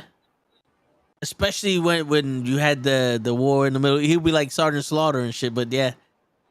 They will get a legit again hate mail and life threatening shit because of this day and age, and they probably would kind of like water him down completely, but his gimmick would work. Yeah, you remember Muhammad Hassan? I feel like I heard his name and I can't even picture it right now. The Undertaker last rided him through the stage, and that was the last time we ever saw him. Yes. The funny thing is he's not even Muslim. But yeah, I think that would work because the Iron Sheik would have been like a Muhammad Hassan, like, you know, because he had the actual wrestling ability like Bob Backlund. Like he was an amateur wrestler also. You know what I'm saying? So yeah, I agree with you. Yeah. Oh shit, she left because I agree with her. We have a limit on how many times we can agree with each other before one of us have to leave, and I just reached the limit. We're almost an hour left in the show, and she left because I agree with her too many times. But I think this is gonna be a weird one. I was saying we agree with each other too many times. That's why you left. No, I didn't mean to. Wait, that's so crazy. So I clicked on the link, I opened it on a new tab, and I went immediately to it. And I'm listening to you. I'm listening to every single word that you're saying. But I'm going through the list, and I'm like, yo, I'm already like crossing off 304 just based on what? And then I went back here thinking you heard me, and I just realized it says live, and I'm like, what the fuck just happened? Wait a minute. I just bought a new fucking router, and this shit is popping right now. No hiccup, no nothing. Knock on wood, even if it's wood. Yo, I'm just saying. Oh, that's funny. I did not realize I just completely went off air. Does that really happen? Wait. No, I'm still here. Okay. Yeah, you're still here. Yeah. I don't know what happened. I was like, let me freeze frame with a good face. Want to catch me all fucked up, looking like I'm half drunk, and I'm like, I'm not even there yet. Like, word. What? Oh man. You said DiBiase, $1 million man. You think he would be a better Grimes? That Grimes, and remember when Grimes had that hair match with that dude? He would be way better than them. There was also even a storyline with DiBiase and him. I forgot about that for a second. Yeah. When he won the $1 million title.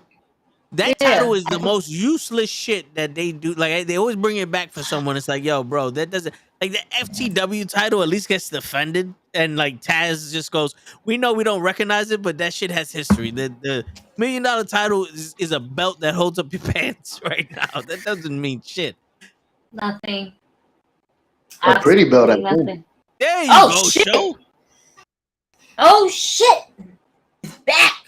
Yo, Show, did you hear Gigi poured the Jameson for you? I asked you if you blinked twice. No. I had to put my phone down for a little bit. I had to run around with the dogs.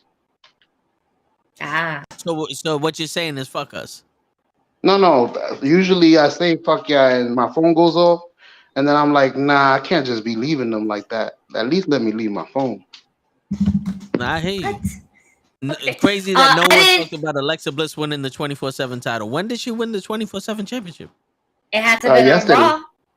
Yeah, on Raw. No, not yesterday. On Raw because I didn't see it, but they were in a tag match, and you know that at least that belt is used uselessly, Monday, but it's used. Yeah. But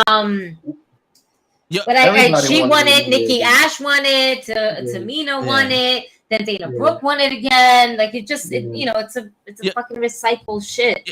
Real quick, I want to correct Matt because I think Matt doesn't have the best spelling. He said Eddie Kingston. What he wanted to say was Eddie Kingston equals the Brooklyn Brawler. I got you, Matt. Don't worry about it. Wow. There's no fucking way in hell he did not say that. No fucking way in hell. Get off the Quaaludes, Matt. Matt, I love you, and this is from the heart. Get off of those hard drugs you're taking, bro. Please. Wow. Wow, Toll. Wow. Don't tell me you saying Eddie Kingston is worse than the Brooklyn Brawler, bro. No, I said he equals him. No, he does not Damn. equal him. How He's dare not you? a jobber. Damn. Listen, I still give Brooklyn Brawler his flowers because he worked with almost everybody, and everybody trusted him just to get him. Like he's that wrestler to put other people over, and sometimes you need that. You need that in the industry. You need somebody that's going to put you over. Like Eddie Kingston is not that person. All right. Let's get that. Let's put some respect to that man. All right. He is not equals the Brooklyn Brawler, bro. Come on now. At least they give Eddie Kingston the mic. All right. And he cuts some really good ass promos. You just like completely undermining him. That's some bullshit. He's a body. And you over here being unsupportive and shit about Eddie Kingston. And then you're equaling him to the Brooklyn Brawler. Sir. I think negative. I don't believe he equals Dusty Rhodes either. I'm sorry. I would agree with that statement. But I will not put him with the Brooklyn Brawler. That is disrespectful of you, Toe. No, yo, space. So know your spot. No, don't you fucking put Eddie Kingston. It's like 1935 to 2012 you don't people fucking over. do that shit. All right? Fuck out of here. Oh, but wait, with the Brooklyn Brawler gimmick would work now? Being that the recession and all this other shit. Eddie Kingston works. Yeah, it's good. Fuck you. He's the You don't do that shit. You don't do that shit. Thank you, Kenny. Thank you. He agrees with me. They would agree with anything you said if it opposed me, okay? I hope that Eddie Kingston fucking chops you in your chest one of these days, man. I really do. Spider-Man Comic-Con. I would love to see you take a chop. You got a big chest, right? Talking all this huff and puffing shit. You can take a good chop. You don't see that letters dancing. You got this huge ass chest, right? That's what you keep saying, shit like that. Yeah. All right, stocky motherfucker. Take a chop from Eddie Kingston and then talk shit. Fuck out of here. Fuck out of here. Take one from the Big Show too. Miz is not the Brooklyn Brawler. No, I would give Miz the $1 Million Man. I would give Miz the $1 Million Man. He's the $1 Million Man. He's the closest to the $1 Million Man, if anything. All these other titles that if they would put the fucking $1 Million belt on the Miz, he would make that shit work. He would. If there's one wrestler that can do that, it would be the Miz. And then he's a lister.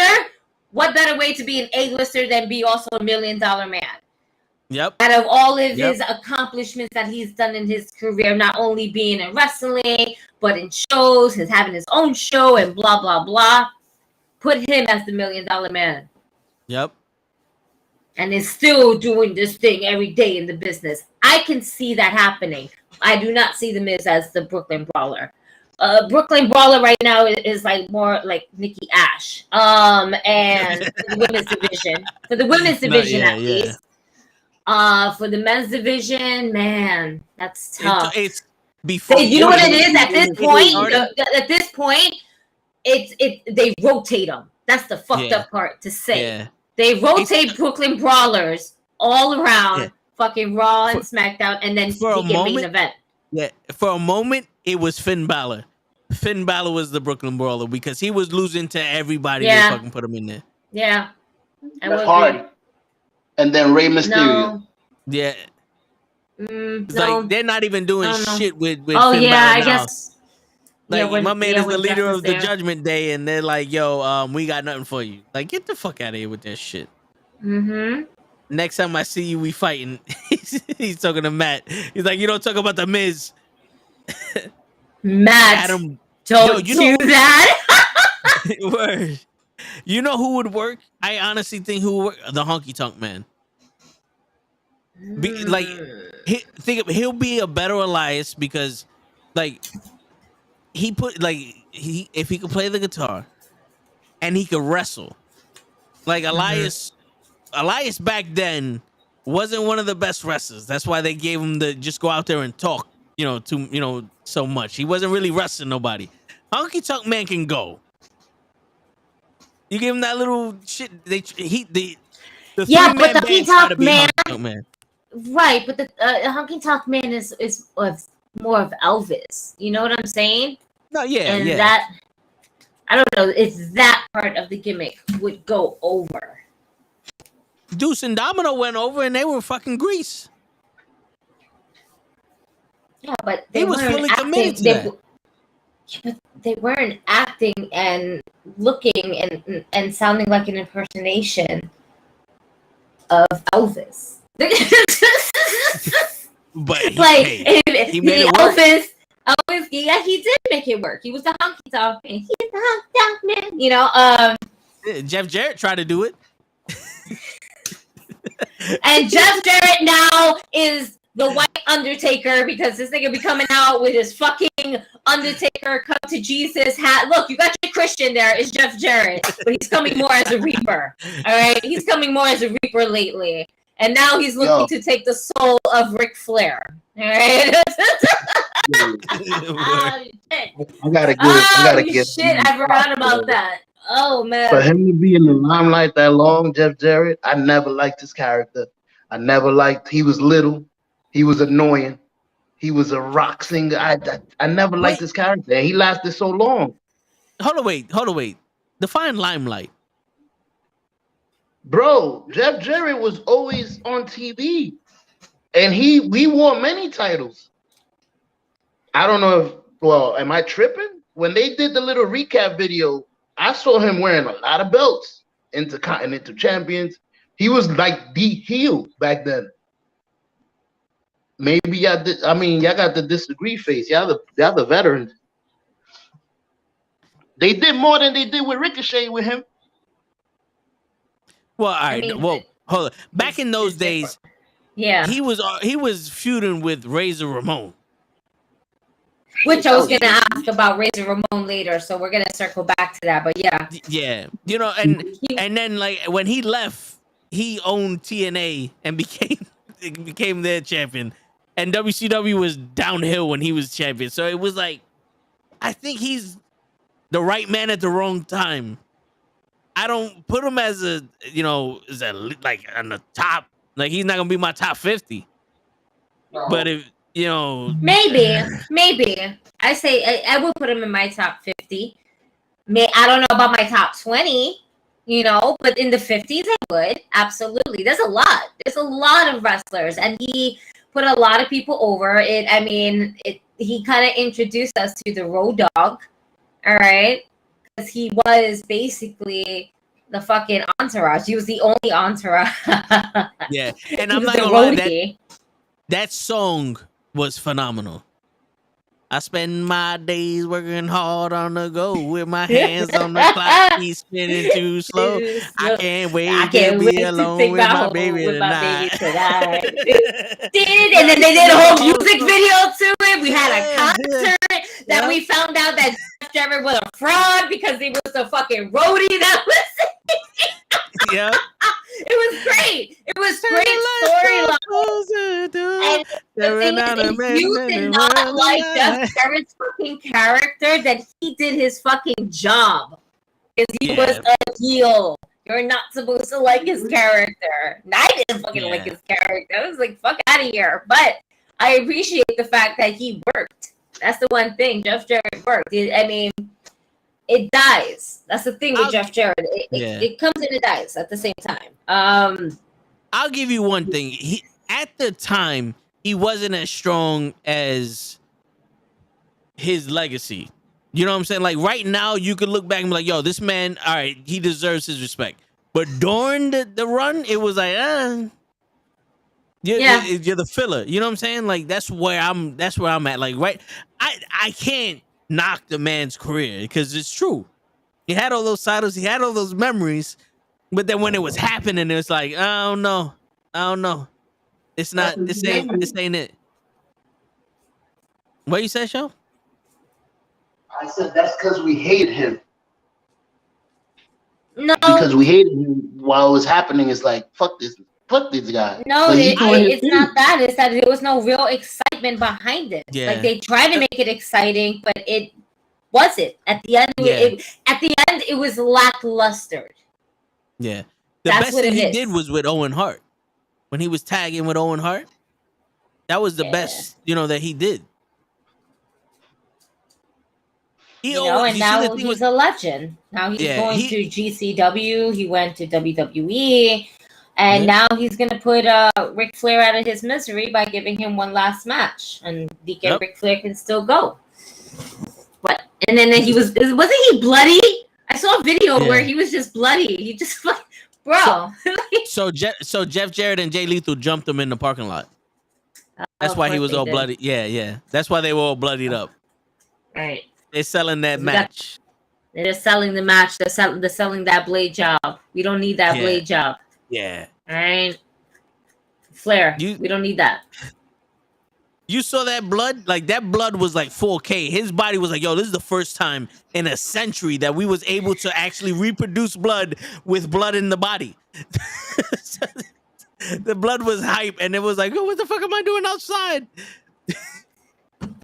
Like, oh man, shit. Why are we doing this, Flair? We don't need to do this. He wants to die in that ring, man. He does. He really does. We don't need to see him die in the ring. Like, we don't. That's a lot of trauma. Come on, man. Seriously, yeah. Yeah, we don't need crazy. All that. That's why we don't need some wrestler to do an everyday move, and then boom, one thing happens and you fucking break your neck and you die. Like, it's done. Let him die. Yo, don't let him die. We cannot afford to lose another legend, especially when we just felt like we lost him not too long ago. Do we now remember Kick Out Flair? Come on. Hashtag Kick Out. all of his organs shut down. Like, that's not normal. Like, at what point do you turn around like, yo, we're kind of like worried for you, bro. You almost died on us from doing nothing. But yo, Kenny's over here like, let him die. Kenny's Ivan Drago right now. If he dies, he dies. Kenny, I can't always defend you, bro. There's only certain battles that I'm able to defend for you. I can't defend you on all of them, son. We're a tag team, but sometimes I gotta fly solo on these things. He's been hanging out with me too much. That's what it is. I'm welcome to the dark side of the ring. Kenny, I'll defend you on this one, bro. Yo, if that man wants to go out on his shield, let him go out on his fucking shield. Yo, Lay's in the building, and Lay says that the Miz is awesome. He just doesn't know how to spell. That's all it is. What's going on, Lay? What's up, Lay? I want Jeff to look him and say, I'm not sorry, and cherish him. Damn, son. Yo, stop.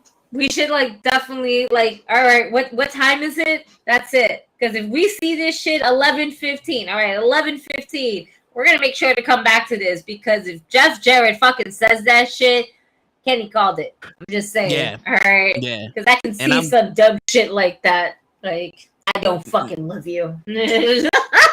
if he was facing the Young Bucks, they definitely would have said that shit to him. Oh shit. Joe, Lay says for some reason you clearly can't read at all. I agree with that. Oh my god. But Matt says let him go in the ring. But for why though? All right, I get it. But I don't get it. I don't get it. Like, that's like saying let Muhammad Ali have another fucking boxing match while he was with the Parkinson's and all the other shit. At one point, your legacy gotta live on by itself. I don't want to remember Ric Flair dying in the fucking ring. And if he makes it past, it's gonna be like Undertaker versus Goldberg. It's, what I'm saying? Like, at one point, it's like, bro, you can't, even if you could do it. Listen, I know he's a grown-ass man, but how many times have we said to ourselves, yo, these niggas is old. If we don't stop them, some shit's gonna happen, all right? doing that? Why are you doing that? You're only hurting yourself. Sit your ass down. How many times do you have to tell an old ass person, as much as you love them, sit your old ass down, let me handle this, all right? You are slightly incapable. I'm not saying that Ric Flair is incapable of wrestling. I just don't want to see the man to physically die in the ring. I don't want to see a man I don't want my daughter to see a man physically dying in the ring, and then the cameras panning out to the whole fucking crowd with their faces like, I do not want another Owen Hart moment. And not to say like, oh, because of the accident, because he came from the Raptors and the Ric Flair. No, I'm not saying he would. But the fact that at the end of the night, we lost a wrestler in the wrestling ring. I do not mentally want to see that. I don't. Visually, that will fuck with me. Why? Because Ric Flair is, yes, one of the GOATs. 4 horsemen, baby. Yeah. And we almost lost him twice in that plane crash and when his fucking organs shut down. But listen, that's his 2 counts. Yeah. All right?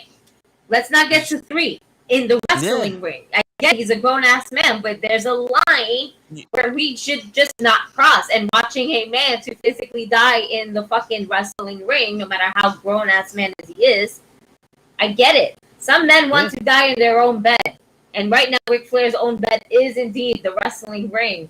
But he wants the world to see. And that's just something that I don't think I can actually want to see at all. Everybody's like, let him die in the ring. No, do not let this man die. Let him die peacefully.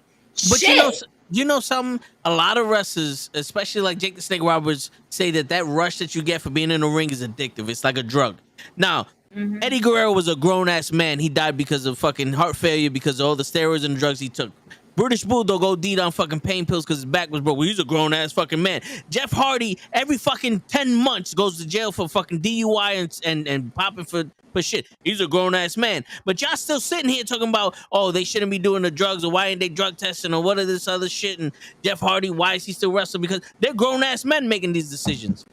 Just because he's not physically taking a drug doesn't mean that this man is not under an addiction of trying to get a pop. And his body already told him, you ain't doing this. You ain't doing this. He needs to be assisted doing push-ups. You honestly think that I'm going to sit there and let and trust him to do something to Jay Lethal? Who's still a fucking kid and a young man in this game? Come on, bro. He could hurt someone. You're not thinking about that shit either? Like, that don't cross your mind. You just want to see him die. For that, put him in the ring with a fucking bull. Go bullfighting. You want to see him fucking die? In all seriousness, it's like, yo, bro, there's no honor in this.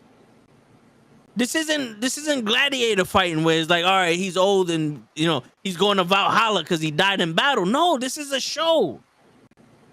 This is a show. You want to participate, be a manager, be a fucking announcer. Don't get in that ring. Not after your fucking organs shut down on you last year, 2 years ago. That's not Rick Mike. He'll go on. I'll give them. You know what? Give him a mic over that shit, though. Overall. Like, it is what it is. And then Charlotte will get all the attention she wants. Charlotte, I don't think she wants any fucking attention anymure. She's just riding that fucking Andrade dick wave. That's it. She's living the vida loca. Just not the Ricky Martin style, because we know where that led to. We're not going to touch that. Yeah, and if the Nature Boy dies in the ring, I don't think we're going to see Charlotte for a long time. Especially after her brother, who wanted to be a wrestler, passed away and all that shit. That's a lot on the that's a lot on the mentee. That's a bit much for what she kind of just went through. Despite all the accolades that she ended up fucking achieving, because yes, the majority of it was handed to her. Yes, she worked her ass off for a lot of them as well. All right, she is by far one of the best women wrestlers in the industry. I will say that, because she can fucking put on a show, sell a story. She is a total package. As for the women's division, absolutely.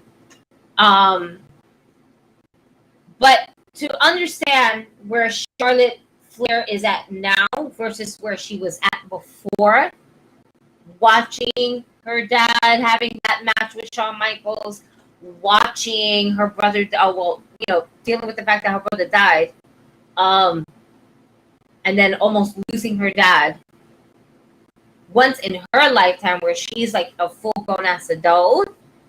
You have to think of it. At the end of the day, Charlotte is still a fucking human. Yeah. That's going to take a lot out on her. And she's really taking a leave absence now, with just having a nice long-ass vacation. She's going to come back in the ring, but that shit was... Look how long it took for her to come back when her dad was actually in the hospital the last time. Yeah. She was like, nope, wipe me off. I'm out. She's going to literally mentally check out and won't come back until like maybe a year or two later. Honestly, that's some real ass shit. Yeah. Maybe not 2 years, maybe a year and a half, but no, that would be something. That's a lot for it. She, at the end of the day, she's still fucking human. Whether we like her as a character or not, whether we love her or anything. Just to think of the thought that she's writing, like, please don't do this in the ring. Like, she's like, don't do this, Dad. Like, it's like, oh shit. Like, for her, this is not work. Yeah. And then she's like legit now. And then you got to think about Jay Lethal. Imagine you in the ring with Ric Flair, someone you looked up to, because you know Jay Lethal looked up to Ric Flair, and he dies in that fucking ring while you're wrestling. The company that sanctioned this shit is going out of business. That's the fact right there. The company that sanctioned is going out of business. But Jay Lethal's gonna get fucked up also. I don't think he's gonna get fucked up. I think Jay Lethal being, training with Flair and everything like that, I think he knows what he's... I think if anybody would not fuck it up, it would be Jay Lethal, since he's been wrestling with him as of recently. You know what I'm saying? If you give it to somebody else, I mean, obviously you have Jeff Jarrett and everything like that, and Jeff is going to get his shots in, but a lot of it is going to be on Jay Lethal. I won't be surprised if Jay Lethal carries the match. Yeah. I forgot who Ric Flair's partner. Yeah, for real. I forgot who Jay Lethal's partner. Oh, who's Ric Flair's partner? I just had it. Is it Andrade? Yes. Okay. Yes. Yeah, so what? So Ric Flair's gonna be on the fucking apron the whole match, and then he's gonna come out for one spot. Andrade. The Undertaker. The Undertaker would have killed to have that last match that Ric Flair had with Shawn Michaels. The Undertaker, and he could still go. Well, not as best as he could, but The Undertaker. Yeah. I think Ric Flair had the best retirement match, or the retirement story in the history of fucking wrestling. Mm-hmm. Bro, if he didn't have all the organ failure a couple years ago, I would have been like, yo, he's 76. People wrestled older than that. But, my man, I get it. They're going to take care of him. I get it. But still, it's like, come on, bro. Don't let him die in the wrestling ring. We just don't need that. But just don't let him look old. That's another thing. Is like, yo, you're gonna see highlights of Ric Flair. You can't help but to make the man look old because he is old, bro. You're gonna see him walk in the ring. This is what's sad. He's gonna walk in the ring with no shirt on, and he's gonna look like he needs a walker, and he's gonna do the chops as best he could, looking old. But then his last match with Sting, he had a t-shirt on because he was out of shape. That's how you know you old. You're just gonna go ahead and give up the whole entire and just be like, fucking titties out and everything. His titties are sagging. Yeah. That man needs to put on a bra for them shits, alright? Not because they're big, but because they're sagging. It's a lot. It's a lot of saggy skin. Just put a bra on it. Sports bra preferred. Since we're getting, athletic in here. Oh, man. I can't. Oh, man. Let's see. Who else? I don't have nobody else. Let's see. Nope. No. Nope. I don't have anybody that's like back in the past. Don't you think Doink the Clown? I think the original Doink the Clown, the bad guy Doink, would have worked. I think it would have worked because the dude that played him was actually, he was sadistic out of the WWE. That was his gimmick. He was like almost like a Kevin Sullivan type. But as the Doink the Clown now, a little updated, not that, clown, not that stupid clown look, but it would almost be like a fiend type shit. I think that can work. A serious Doink the Clown. Yeah, I can see that working. All right, I can see that. You guys talked about Bam Bam Bigelow. Yeah, that was one of Lay's picks. That's like Bam Bam Bigelow gives me a Sons of Anarchy type of feel. I can see the minute you said that. I can see that. He got the fucking tattoo flames on his fucking head. He's coming out in flames. It gives me a Sons of Anarchy type of vibe. But what was his gimmick? He was on fire. He was Bam Bam Bigelow. What was the gimmick? That was it. He was Bam Bam. Bam Bam. He was a tough motherfucker. That's what it was. Anywhere he went, that was his gimmick. He was just a tough motherfucker. Like Doink the Clown's gimmick, he's a clown. Brooklyn Brawler, he's a bum. He get the holes in his shirt, he's a bum from the streets of New York. A grimy ass nigga from the streets of New York. From the streets of Brooklyn, New York. Word. Oh shit. Papa Shango. Come on. Like, that's a gimmick. What was Bam Bam's gimmick? Just a bad motherfucker. Yeah, just a bad motherfucker. It's a bad motherfucker. Bad motherfuckers would work in any gimmick. That is Kevin Owens. He was kind of like the enforcer for the $1 Million Family of the. Yeah. With at one point, yeah. The $1 Million Man, yeah. Big Boss Man would work. Oh man, they will fucking hate the Big Boss Man. The SWAT Big Boss Man, yeah. Shit, even the fucking blue guy, fucking anything is cop related. He will fucking hate him. Yeah, that's true. That's true. Now, yeah, him versus the Street Profits. Do you know what's crazy? If you think about it, a lot of the gimmicks would work nowadays because now they're just trying to replicate them, and those are the originals. Mm-hmm. Like Akeem the Dream wouldn't work nowadays. I don't think it would work. No. Oh, absolutely not. Absolutely not. Fuck out of here. You know what? I'm gonna make you laugh. Coco Beware be reminding me of these fucking random ass niggas in Times Square that be walking around with a fucking parrot on their shoulders. Yeah. That's where they got it from. No, there's some characters in Times Square. That's I call that shit an amusement park, bro. Because there's no fucking way that's real New York. There's no way. There's so many fucking rides and people there. It's like a circus. It is. It's a legit circus. You get everything. Yeah. Word. So, let's see. What do you think about Harley Race? Oh. Because I think Kevin Owens is kind of like a Harley Race. I can see that. Yeah. He was a sneaky athletic Harley Race. Mm-hmm. He did an Insaguri. Like, he did an Insaguri before people knew what the fucking Insaguri was. You know, like...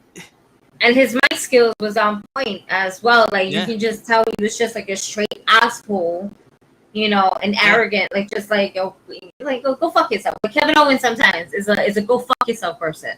If he wants to tell you to go fuck yourself, he's going to tell you to go fuck yourself. Definitely. That's it. So I can see the similarity in absolutely. Harley Race would definitely work. Let's see. I think I'm trying to go with the women's division. I think Ravishing Rick Rude. His promos are what I like to have right now. I think would go over like crazy. if there was anyone that anyone ever wanted to say with him, like a promo that people wanted to say back in the 80s, it was Ravishing Rick Rude's. I could definitely see the crowd, the whole crowd go, what I like to have right now is all you fat, sweaty sweat hogs. Shut up while a real man. Like, I can see the crowd saying that shit with him. And that body, oh, yeah. Yeah. Yeah. I don't know about the hair. No, I don't know about the hair. But the hair would not make it. The hair, if it's anything about the hair, it would have to be like a slick, fucking the way he had it with DX. Yeah. You know? Yeah, like that. The women's division? I'm trying to think about the women's division. Like I'm actually trying to go through the list because the women's division, like a Luna Vachon. A Luna Vachon would be absolutely fucking amazing if she was kind of like in the Firefight Funhouse. Because she was just fucking... I can see her right now, laughable as this may be. She is the female Butch. Yeah. Yeah, just with... Luna Vachon is the female Butch. All right? Let's just put it that way. Yeah. And we see another fucking female... Yes. You know who it was? It was Nikki Cross during NXT Insanity. You know? She was insane. That was kind of like a little... I feel like that was a little bit of a Luna Vachon feel to it, per se. But, yeah. Luna Vachon is Butch. Yo, that's almost like a perfect analogy, especially the way that she acted with Goldust and Bam Bam Bigelow. Yeah, I can. Oh man, with Bam Bam, amazing. Goldust will work perfectly for Pride. I can't believe I just said that. But it's so true. I'm sorry. Any of y'all. I swear. I'm just thinking about Goldust and how much pride and fucking shit is always like kind of thrown in our faces because we had this kind of conversation recently. I think Jacqueline would she would have amazing matches nowadays.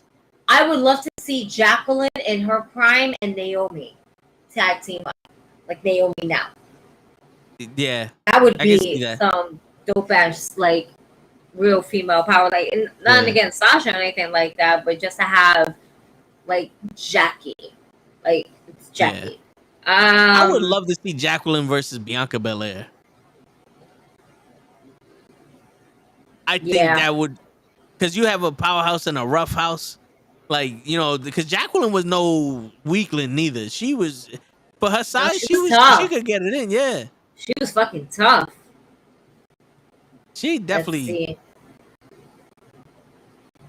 Jacqueline, of course. Well, Sensational Sherry. Sensational Sherry. Trying to stay away from that. Her character work. I think if she was a manager, like Queen Sherry when she was with the Macho King, I think that would work today. And how she acted. Yeah, I think that would work today as a manager. I think as a manager wise, realistically, when Sensational Sherry was with Ted DiBiase, because he's a man with money. And who does walk around with a man with money? Especially this now in day and age where everybody's hitting the lotto over here with fucking stocks, cryptocurrency, and all this other shit. Yeah, they make it so easy.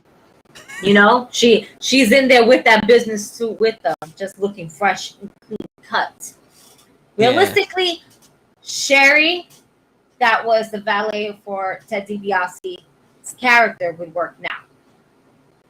Not taking any away from Queen Sherry or Sister Sherry, but this day and age, if we were talking about character-wise, I would go with that one. Razor Ramon. Yeah, you wanted to get back to that one. Razor Ramon.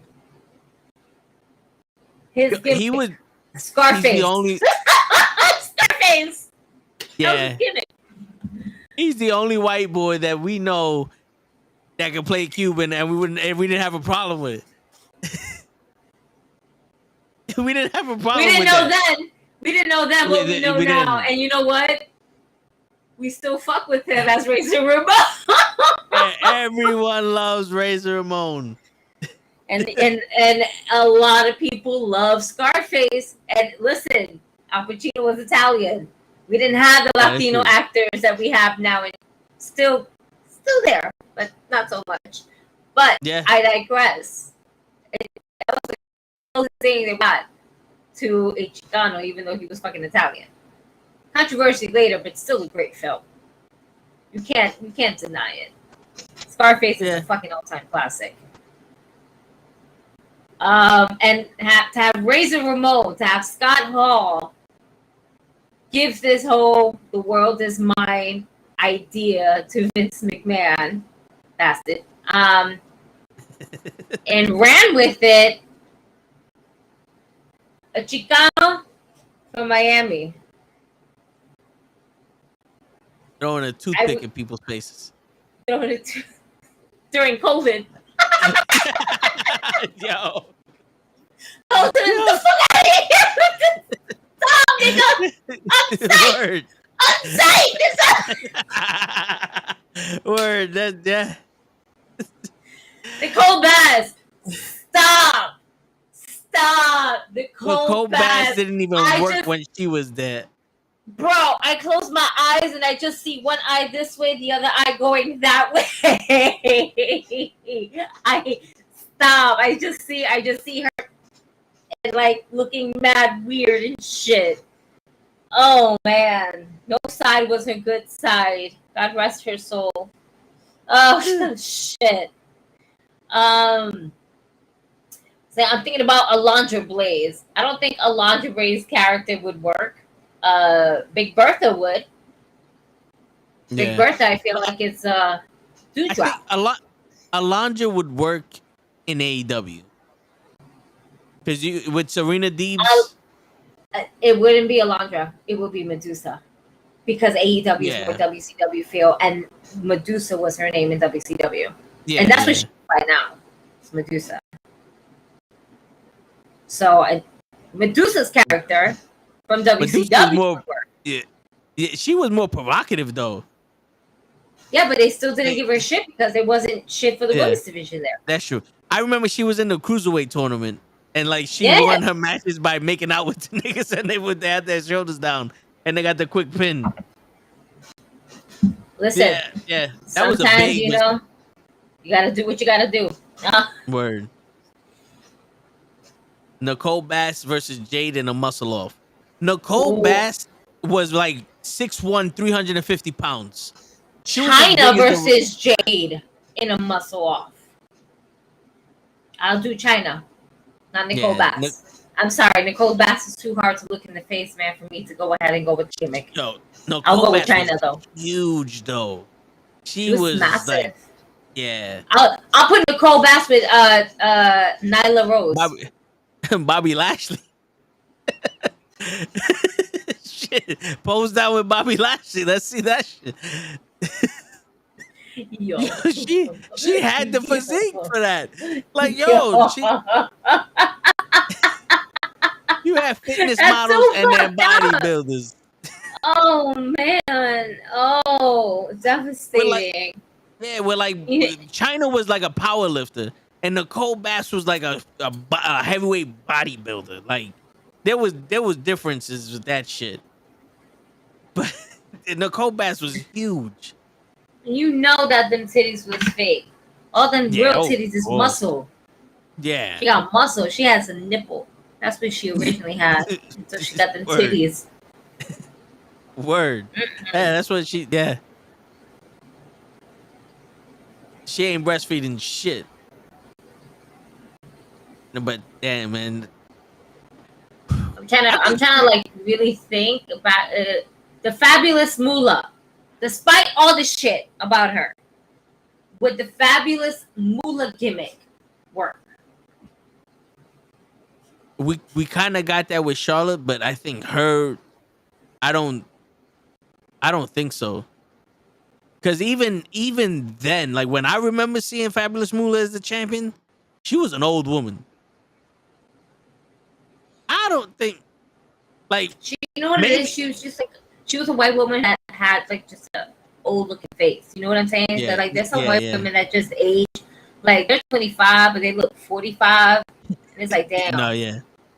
You. How old are you? Oh, oh. You're 19. What? Oh, we the same age? Or the turn around and be like, we the same age?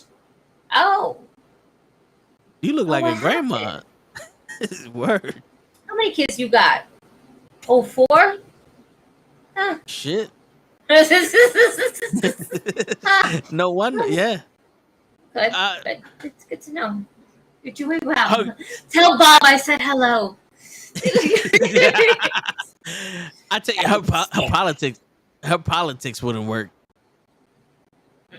Because I don't see her ever losing. We give Charlotte Flair a lot of shit for not losing. Hold on. Speaking of shit, we got a grand entrance after he. Oh, hello, ladies. No.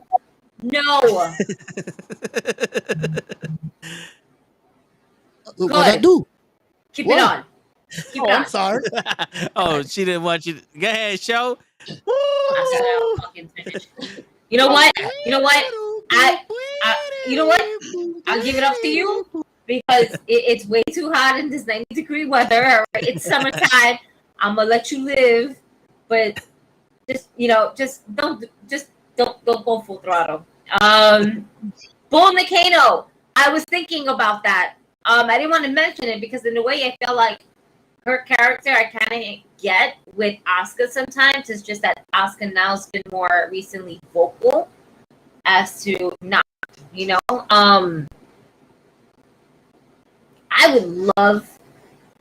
I've always said that I would love to have Bull Nakano versus Asuka as my, as one of my fantasy matches, just in general. But I would also love to see a stable between them two and Kairi Sane. And like if you want to add, if you want to add to the fucking mix, Shida, Hikaru Shida, holy for sure. Yeah, holy Shida. I would love just those 4.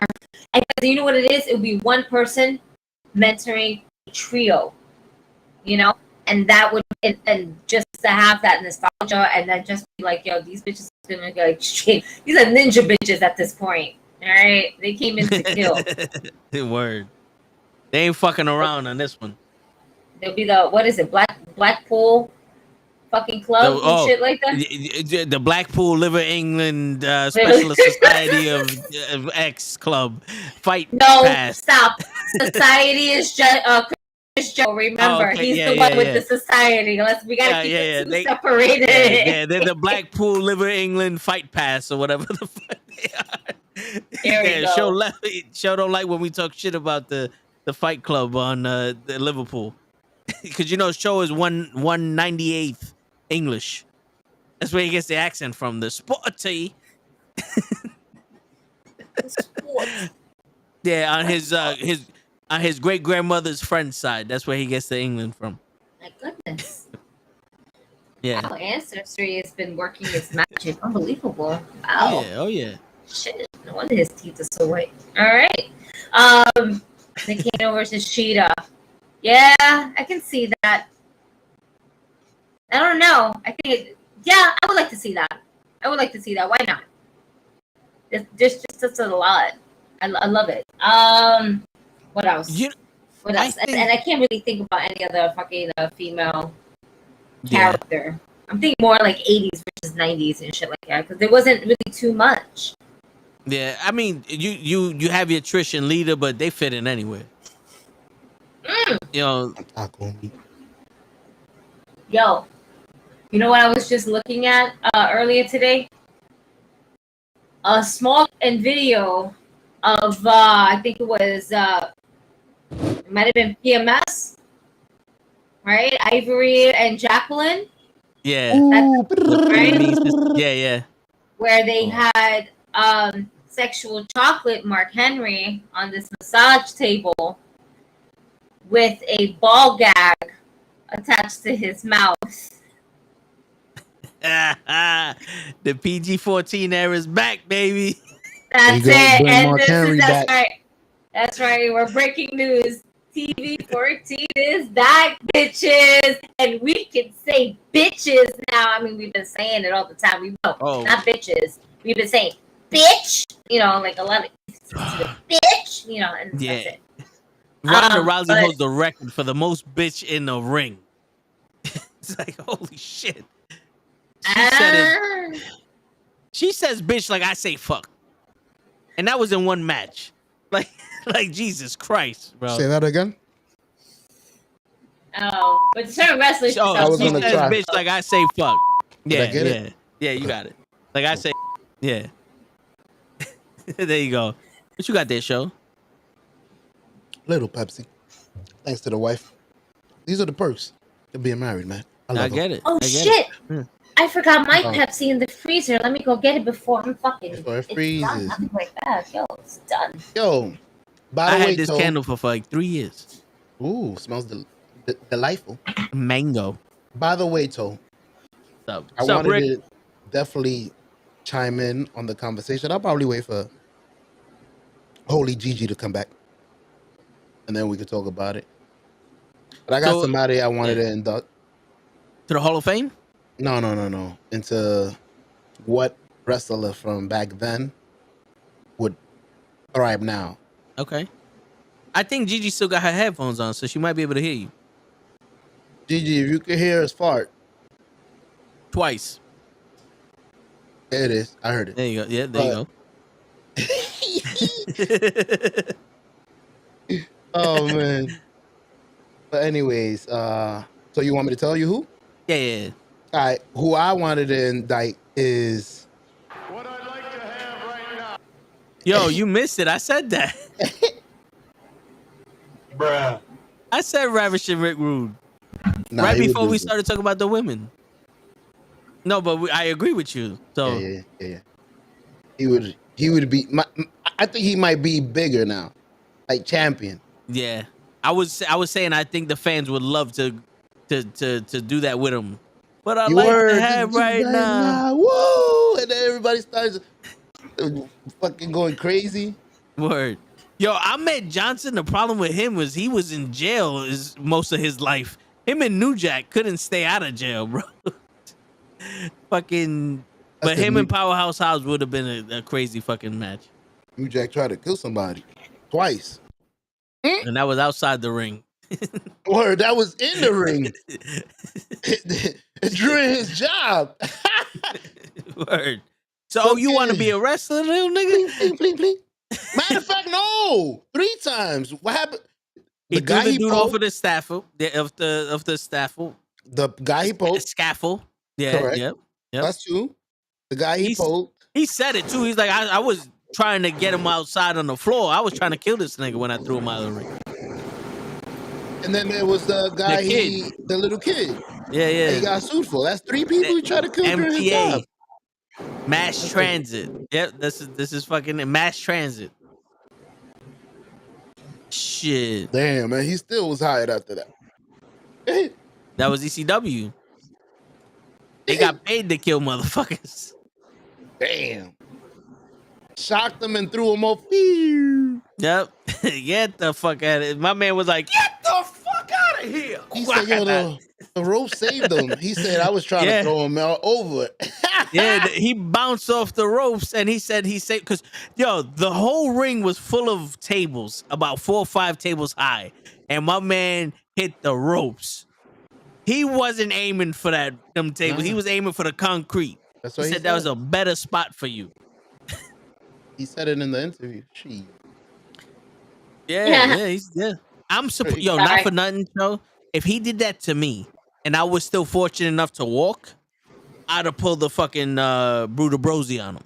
Mm-hmm. My man would have been in the showers. Click, click, click, click, click, click, click, click, click. I don't know who stabbed him up, officer. Now, hold on, I don't know. I don't know who did that.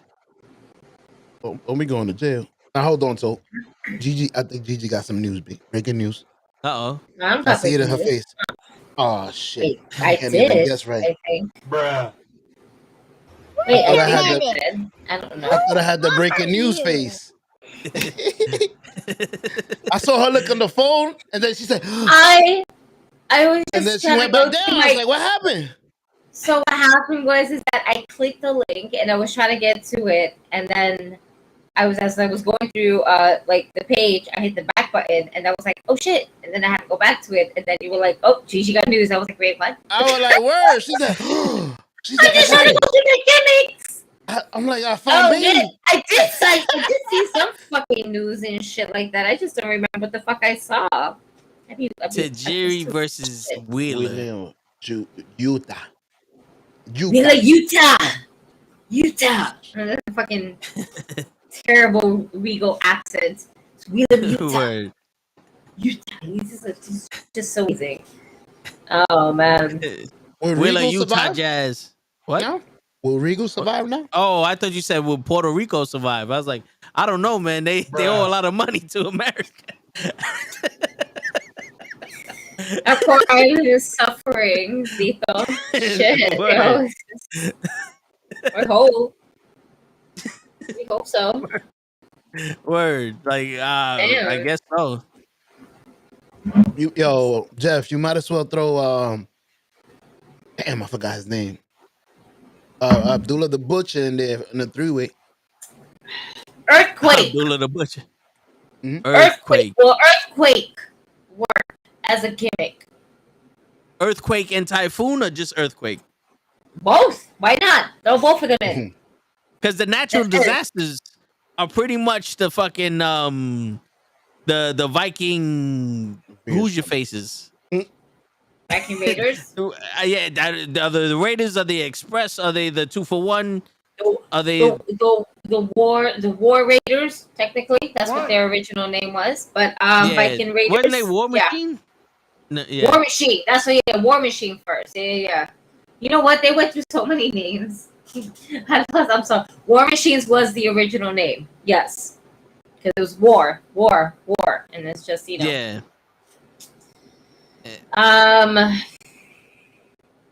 Fucking Instagram. You look fucking lost me right now. I was like, oh shit, was I looking for news? I was looking for news and shit like that. Like, fuck. Yeah.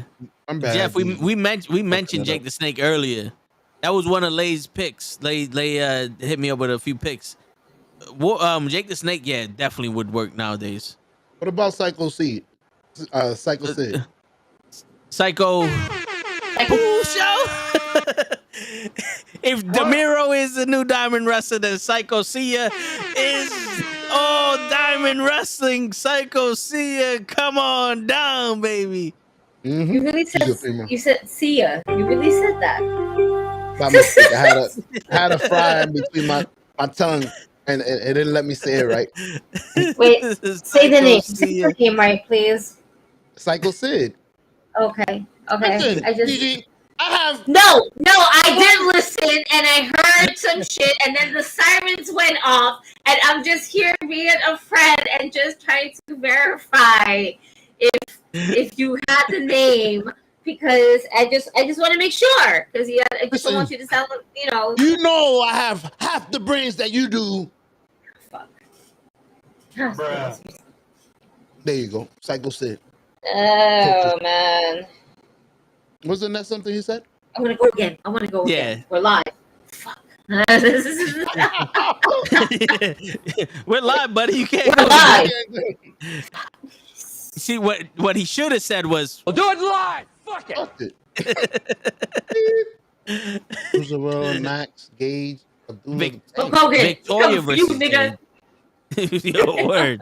Yo, instantly he was like, "We come for you, nigga." Fuck. And Sherry was just like, "You saw her face? Yeah, good answer. Nah, she really looked at him with a smirk like, "Oh, that's right. It's okay." Yeah, it's but okay. Yeah, we're gonna get him. We're gonna get him. Yo, the most professional up there was Mean Gene. Mean Gene was like, and back to you, Tony Schiavone. I say that with home. No, Stevie Ray was able to say son a little bit right there before me and Gene cut it. So yeah. Man, we both fired. Yo. But Alex Wright, thinking about it too. Yo, his Alex dance? Wright's gimmick would definitely fucking work now. Absolutely. Hell Oh, yeah. I want to do a TikTok dance with that shit, bro. I have an idea that no matter what song, any popping song on TikTok, I'm just gonna do the Alex Wright dance. It could be a slow song, I'll do the Alex Wright dance. It don't matter. His dance was fucking legendary. Yo, his fucking entrance is definitely gonna be from fucking what is it, the Tesla or fucking EDC music, just going in and just doing his fucking intro, like that's it. Yeah, that's it. Yeah, that's it. Oh, hell yeah! I'll take that match. Alex Wright versus Orange Cassidy. Hell yeah! Why not? How about Orange Cassidy versus Samoa Joe with the walking away from the fucking moves? Like walking away from the I mean, I just love watching Samoa Joe walking away from opponents in general. I think it's just so amazing to watch. He got that. Like, I'm gonna take him. No, I'm not gonna. No. Nah. It's like my man sees him doing the dive, and he's like, "Come on." Nah. With Orange Cassidy doing the that nigga SpongeBob the whole fucking situation. Like, nah, I'm out. Yo, that would be amazing, especially after like Orange Cassidy does those kicks and everybody's getting hyped, and Samoa Joe pushes him, and then he starts running back and forth, and he goes for that drop kick, and Samoa Joe just nope. He's like, Samoa Joe looks at him like, "You ain't the only one, nigga." Like, and then he mocks him. He does. I invented this shit. I invented to not give a fuck, nigga. I invented that shit. Shit. Hey, couple of good matches right there. Wait a minute, Samoa Joe isn't he AEW? Yeah, he is. In ROH. He's an ROH champion. Yeah, possible. That's the dope. TV champion, right? Yeah. He has a I title did in not ROH. see Abdullah the Butcher. I did not see Abdullah the Butcher comment. Rick. Yeah. We did the three-way. Abdullah the Butcher and Gage, I think, right? I think I read it out.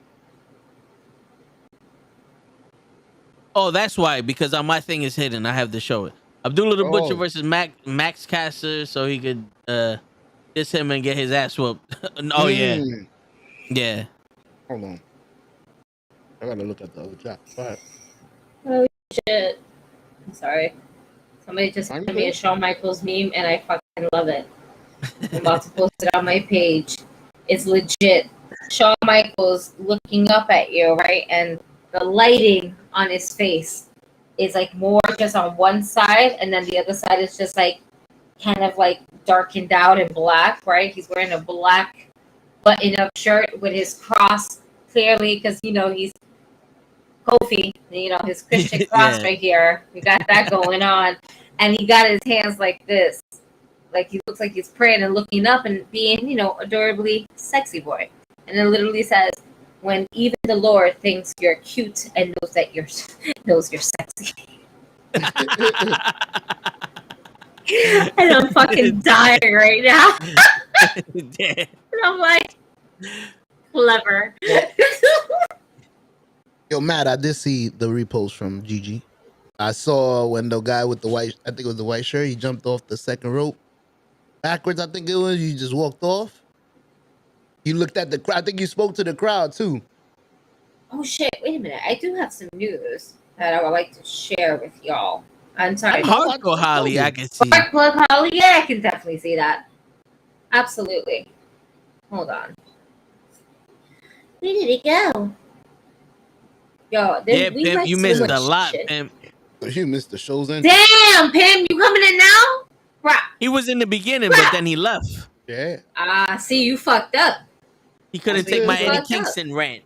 He couldn't take my Eddie Kingston rant. You know what happened? Starbucks hit him up. Oh, shit. I'm a little lonely, Pimp. And Pimp was like, "Don't worry, baby, I got you." He was a baby zone. Yeah, he was like, so I'm gonna go get me some cookies tonight. I think you got news. I think I got it right this time. All right, here we go. Shit. Hold on. So a Hold on, few wait, things before you start. Wait. There you go. Mr. Sin.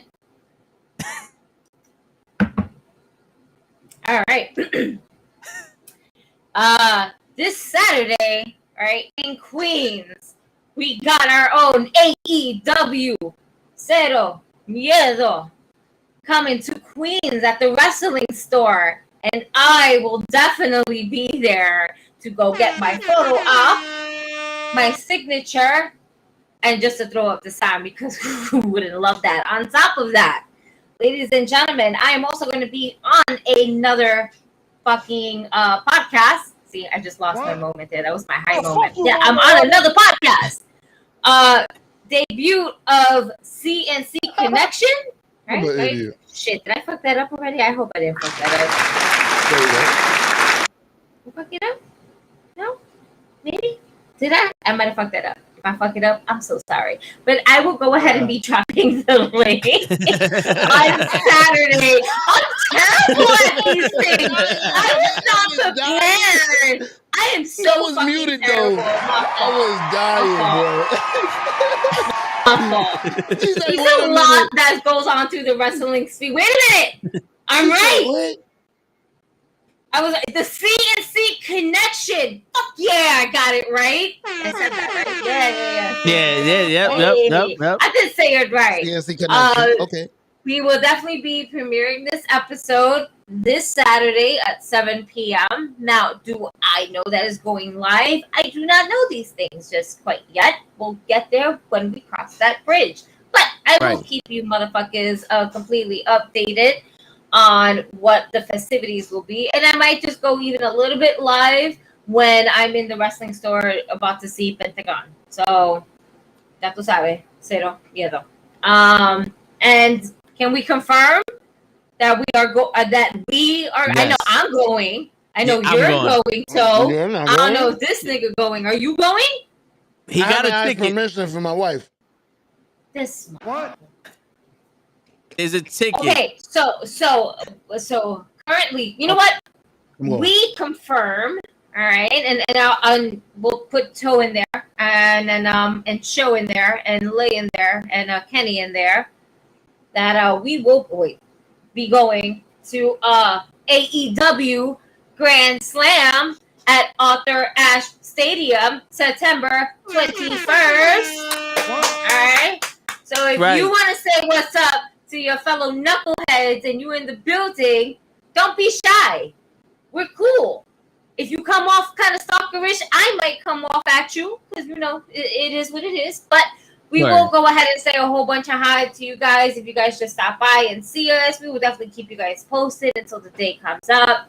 Hang out with your favorite knuckleheads for a few minutes before you ride back home to wherever you came from. Because unless you're coming from Queens, then, lucky y'all. But the rest of us, people who live in the Bronx, that's a long ride. But it's well worth it. And we will definitely be in the building for that. Yep. And then afterwards, y'all can go fuck yourself. Yeah, absolutely. Yeah. I've been waiting. And we will tell you that. Just because we love you, we will tell you. Thank you so much for the picture. Thank you for your continuous support. And remember, drive safe, go home safe, and go fuck yourself. And go fuck yourself. Right. That's it. And That's like it. and subscribe. Like, comment, and subscribe. Then go fuck yourself. Don't forget. That's it. Shit. Nice. Okay. Now, question. Which one of you motherfuckers is gonna sign my permission slip? I need all of y'all to confirm. How you gonna say all of us and then one of us? September 21st, 7 p.m. Arthur Ashe Stadium. We going. Bro, so I need verification. All right. So would you like me to create a PDF file so we can all sign it automatically and says, can you please give him permission to go? And then listen, she says no, then your permission slip has been declined and therefore your ticket will go to someone else. Will I fill that off? What? What? But if she says no, what if I say, "Girl, fuck you, Mama Webble"? Word. If you like, no, you can't Then- go.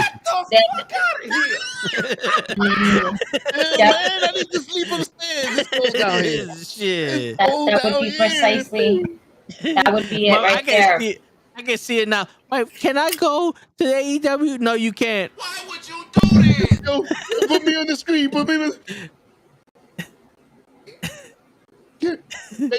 Baby. Can I go to the park? No. Fuck. I can't go. Yo, Matt.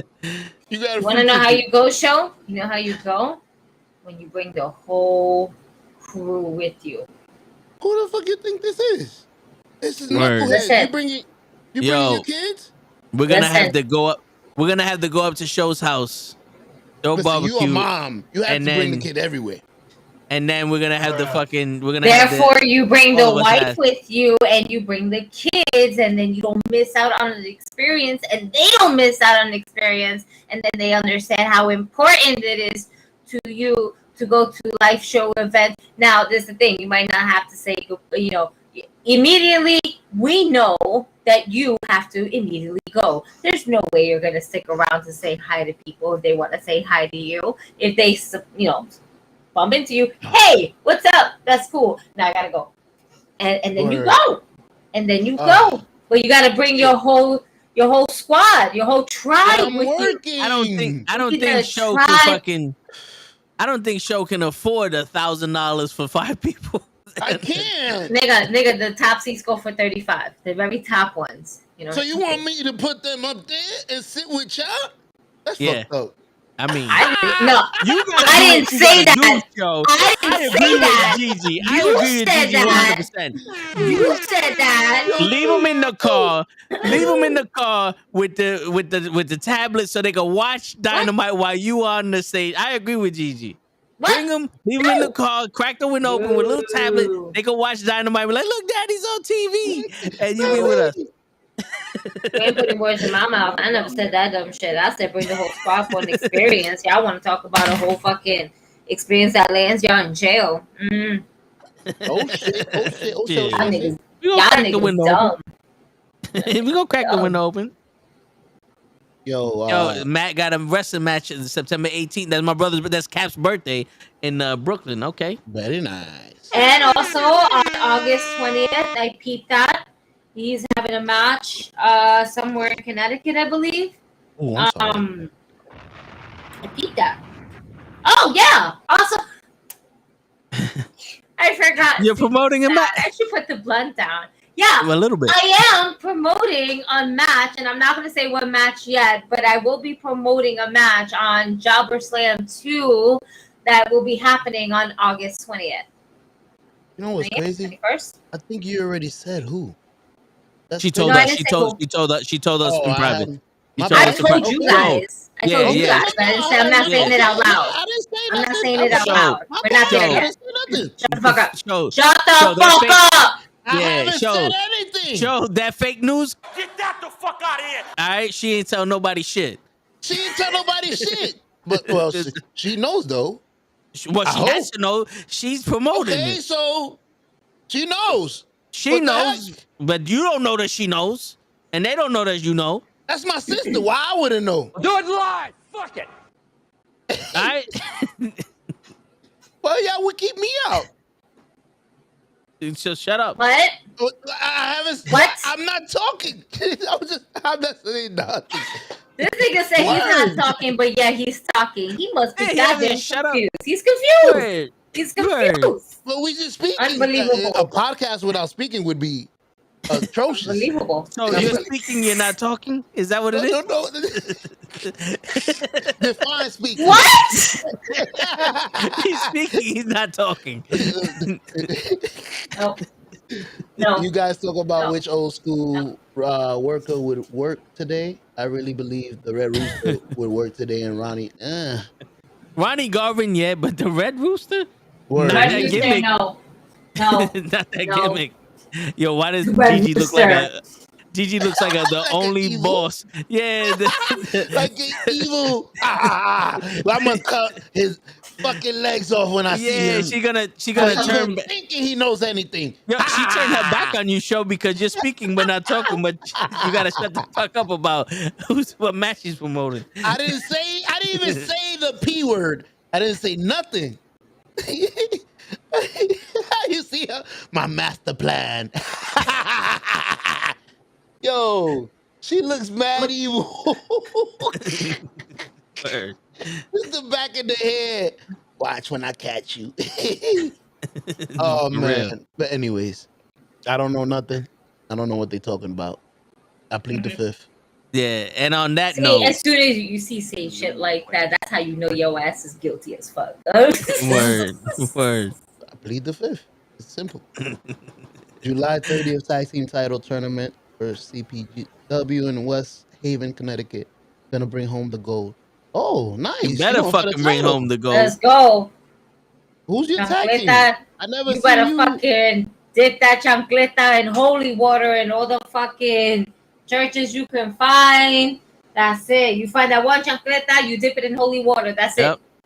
Get that shit blessed by Kofi and his Christian character, and you'll have the power of the Lord. Word. Yo, oh shit. The Godfather would work now with all the OnlyFans shit. Oh, word. That's why he'll call them the OnlyFans hoes.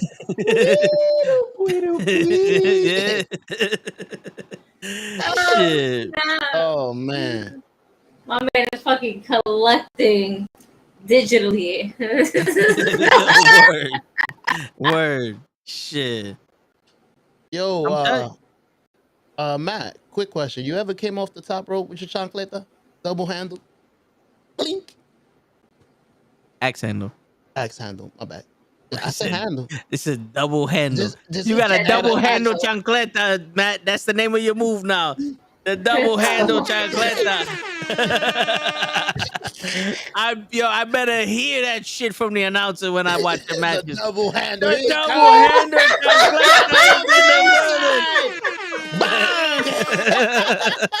chancleta. Holy shit. Hey, Oh shit, that's amazing. it's gold. My bad. Continue, so I keep interrupting you. Shit. I'm trying to sign off. Sign off. That's not what You signing off as I'm giving you gold? I'm trying to be like, okay, good night, Joe. But you want to fuck up. You keep speaking and not talking. It's fucking everything up. Maybe myself. Wait, show. What do you want to talk about? Yeah, How about go ahead, that? Show. What do you want to talk about? Because you know what? You don't show up. We're gonna give you. How about this? We'll give him an additional 15 minutes to see what he comes up with. What do you want to talk about? What do I want to talk about? That's the Because question. I'm still smoking and I'm still drinking. So let's go. Word. Yeah, go ahead. I would love to talk about everything you guys spoke about because I didn't get a chance to really Oh, speak. what the fuck? All right, so let's speak about Your own goddamn shit. Oh, my own shit? Fuck out of here. So you want me to come up with my own shit in the area that you guys are expert? That's easy. Shit. Oh. All right, We already cool. talked about these past fucking gimmicks and everything. Do you have a past gimmick in mind besides what you've mentioned thus far? I was gonna say, aside from Rick Rude and maybe Bobby the Brain Heenan as the coach against Paul Heyman, like with somebody. I mean, going up. I would like to see against Bobby each other. Heenan and Paul Heyman cut a promo against like each other, depending on Yeah. what wrestlers they have going against. Yeah. That would be dope. Yeah. I get that. Yeah, I would love bringing him back.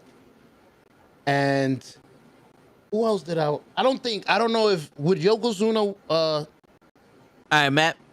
would Yokozuna work now? Yeah. He's Samoan, yeah. He's But when would he you did use Samoan him in for? Japanese. That would would you imagine Yokozuna as part of the fucking head Bloodline? of the table? The bloodline? Yo, Big body? yeah. Yokozuna will work because he was athletic for that big of a dude. Like his super kick, his crescent kick was on par with anybody. You know what I'm saying? Like that motherfucker can move at 400 pounds. You know, they don't throw the title on anybody, Show. It's I just agree. when he gained For a extra second. weight, it's just, you know, Yeah. That's when he started slowing down, and it wasn't looking as good. Very nice. Yeah. There was a story where him and I forgot who it was, but they went to like fat camp or some shit to lose weight, and they snuck out and got like 4 buckets of chicken and shit. They were like, "Yo, this shit ain't working." That was crazy. Yo, you know what I can see on some, and kind of tying into Yokozuna, Mr. Fuji managing Asuka. Oh yeah. The no one's ready for Asuka. Yes. Yep. With the flag. Word. Yeah. Yo, Pimp, you read my face when you said Bobby the Brain Heenan as a coach. I did the coach. Yeah, and then he's like manager, not coach. I was like, yo, let him run with it, but I appreciate you. Let him fly. I appreciate you, Pimp. Let him hit the wall. You threw me down the hill. Only one coach. Yeah. There's only one coach, and we know who he is. All right, this wrestling business, we know who coach is. All right. Jonathan Coachman. That's dope. What about the guy with the? I can't remember his name. I know it's Hart. The guy with the microphone. Jimmy Hart. Jimmy Hart. Yo, I swear to God, I know it's Hart. The megaphone. Megaphone. Yeah. Yo, my man said, I know it's Hart. I was like, what the fuck you mean you know it's Hart? Well, how you know what his heart look like? Yeah, Jimmy Hart. Yeah. Come on, baby. We're going to take the Hart Foundation and we're going to win them tag team titles, baby. Come on, baby. Everybody knows this, baby. To me, he was over. I used to see him everywhere. Yeah. He was with Hogan in WCW. He's a great hype man, but as I can't say as a manager, like as a gimmick where he's so overly hyper in this day and age. So when somebody's like tweaking out like that, we're just like now instantly judging. We're like, what the fuck is wrong with you? Calm the fuck down. What are you on? Yeah, word. Like, nigga, what you on right now? I don't see his gimmick working. I do see him talking shit, but the way his gimmick worked, it would just be more annoying than and then something that would actually work.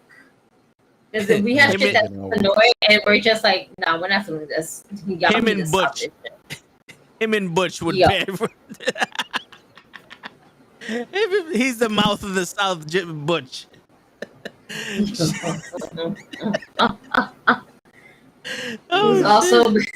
Who's also been kind of connected to Ludovic Shawn based on what we discussed earlier today. Word. Yo, the Slick is the manager. Come on, let's just go. Let's go. Yo, Pimp mentioned this. Mentioned Slick. Remember Slick? He could be that Christian guy that Kofi was talking about because he's a pastor now. That is Slick has a church. Yeah, so he could do that. Oh, have you met Jesus lately? That is very true. I don't think he's gonna want to play with that though, if he's doing it for real. Nobody wants to play with that because that's religion, and nobody wants to play around with religion, no matter what religion you are in and what you believe in. It's just one of those topics that was once not so sensitive, super sensitive, because niggas are soft as fuck, and we live in a sensitive ass world where niggas can't take a fucking joke for a second. If you see something, say haha. If not, just keep scrolling. This is a message to all these assholes that decide to be like, this is not even funny. Your shit's outdated. I don't like this. My shit is not for sensitive people.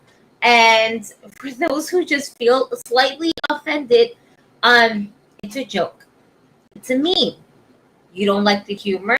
Then just keep scrolling. What's the sense of fucking responding? At the end of the day, I'm just going to put another inappropriate meme that might make you feel a little funny. When the person that fucking sent this to you and you just happen to find it and explore it, then that's not my problem. And grow the fuck up. So, grow the fuck up. You do comment and if you feel some type of way, maybe you feel very related to the meme because, well, maybe you're just the unfortunate soul on the other end. Yeah. Maybe you take it up the ass and you don't like people joking about it, but that's your problem. Yeah. That's it. Yeah. I'm okay with it though. Offended by your stuff. I don't. Like that's crazy. You know why? Because you understand dark humor. I was gonna say it has a certain niche. It's a dark humor. Yeah, it has a And certain there's niche, but nothing if you wrong with don't it. like it, Dark go humor away. is one of the best things. If you can't just fucking take that as a joke, then maybe something's wrong with you. And yeah, I was gonna throw some fucking memes that I found back in the day, 3, 4, 5 years ago. I don't give a fuck. That shit was funny. Alright? And I'm gonna fucking post it up. The only ones that I will post up that are mine are actually watermarked, and you guys already know the logo for the win, which is we're coming up with more stuff. I'm very excited. I definitely did a little project on my own just to show my girls some support. So I'm definitely going to be sending Heal Liz and Pretty Fake Collector Tia some custom For the Win shirts, including the little For the Win title shirts as well. So stay tuned to that because I definitely put a lot of like work and love to that. And we're definitely going to have a discussion of how we can also kind of create something for the knuckleheads as well. Definitely. I think that would be super fire. Hell yeah. So I'm excited for that too. There's a lot of little things that we work on. Yo, Gigi is dropping the news today. Yo, but I be forgetting. I was like, what did I? Oh, right. This. Oh, yeah, that too. Oh, shit. I forgot about that. I don't keep calendar reminders. I try. It don't work. I just hit dismiss or snooze. And then it just after hitting snooze so many times, this shit's like, well, fuck it. And then it goes away and it never comes back. My life. The worst. But yeah. All right. That's some good choices. I'm excited for those things. Things are popping. Things are happening. We got the barbecue coming up. Let's go. That's gonna be fun. It's okay. It's on SummerSlam Day, so it's not like we're missing much. We'll just catch something on the phone. Just be like, we're not missing. And there's a UFC also that day too, but we gonna figure something out. We all got the cock. Gigi's trying to get a projector. I'm trying to get a projector, but I gotta get a projector and then a screen. It's not just a projector. You gotta get a screen. Yeah. Gotta get time to post it up. We can't just unless I find a wall, but that wall might be pretty far. If we're in a park, we gotta get like some volleyball net type of shit. Yeah, Walter, we talked about Sensational Sherry earlier. Gigi was talking about the one that was with the $1 Million Band. Yeah. The version more upscale, sensational Sherry. You know, walking around with a nigga that got money. Word. Money. But like a strategic one that walks around. Like, because there's some of the people that come up with money when it comes. Yeah, they're dumb. And oh my God, I got my shit because I'm an influencer. Yeah. Like, nah. Yeah. Sensational Sherry. In her zone. Sherry with Ted DiBiase was like, yo, I got my business suit on. I got my skirt business suit. I'm ready to go ahead and do my thing. Yeah, I look good, but I'll slap a bitch real quick. Word. She carried that charisma about her. Like, don't touch me. Nah, I'm gonna be a bitch about it. I'm gonna back up what I gotta say, and I'm gonna do what I gotta do. But never come really out of character because you know what? She's about that business, and you're beneath her. Ted DiBiase was always about those people who were beneath him. Look how he treated Virgil. Look how he kicked that ball out of that little boy's. That was terrible. Word. Yo, you can bounce this ball 10 times. I'll give you $50. Smack. Everybody has. Yeah, everybody's got a price. I don't know. You muted yourself when you said that, show. I did. I might have. All we heard was everybody got a. My bad. My mic is a little further away from my mouth. Question: Luna Bashan. Nah, with the females now. We spoke about her also. Gosh darn it! Stop talking without me. Y'all wait for me at 11:30. Hey, so you was here. Oh, your screen was blank. Yeah, your screen was here. Your picture was here. You physically wasn't here because you didn't want us to feel alone. How are we supposed to know? And then every once in a while, you shock us and kind of spook us, maybe. Well, you spook me, where all of a sudden your mic starts going off and all you see is this and all you hear is your voice. And we got headphones on, so we're not prepared for this shit, all right? It's not like we got a signal like, hey, show's about to speak, you know? So it's like, oh, shit, you're here. Word. And yo, and that was funny because that was like 10 minutes after Gigi going, show, you here? Fuck it, I'm not waiting. If you hear Word. I'm trying to wait for you. Bruh. I waited for you. I waited a minute. I was like, yo, I'm not thirsty. I'm sorry. Word. I can't. I'll never pour again for you, show. Word. I tried. Oh man, I would have got it. You I would have failed. had it on the day. You have failed I this got city. it next time. Word. Word, Joe. You failed us. You failed. Last question of the day. All right, go ahead. Spit it. What's a failed gimmick that might survive now or actually work now? We spoke about that too, show. Bruh. A failed gimmick that would work today. That would work now. That's not Red Rooster, obviously, because we already spoke about him. And I know Goldust didn't. Goldust wasn't a failed. Texas Tornado wouldn't have worked in this day and age either, by the way. As a gimmick? Yeah, yeah. We spoke about Hulk Hogan. Red and white Hulk Hogan wouldn't survive, but Hollywood Hulk Hogan would be perfect. Kenny, even if you'd hate him. Red and white. You mean red and yellow? Red and yellow. Sorry. Get it together, show. He did wear white when he first started. Black and white. Get it together. Black and white. That's black and white. NWO. Hollywood Hogan. Yeah. Get the color. Black and white. It's NWO for life, baby. Word. With the mustard color and the red shit. Yeah, he wore the white and blue for No Holds Barred. Maybe. Oh man. Yeah. I don't know why the only thing that's going in my head right now is Isaac Yankem. The dentist? Yeah. Dr. Burpee. I don't know. Yeah, I don't know why I think that would work now. Like, it's so outlandish. I think it would work. And plus, Kane was Isaac Yankem, so he's fucking phenomenal. Would he work though with his busted ass teeth that he had back then? Ooh. I think so. Like, think about this.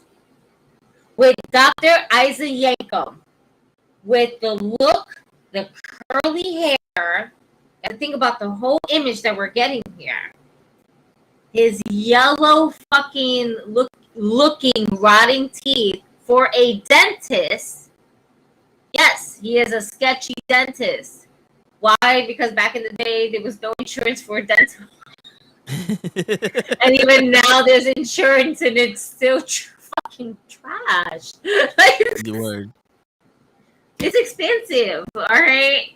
Yeah, it is. You have that to break you. It's still a dentist. Will that gimmick still work as a scary, sketchy dentist?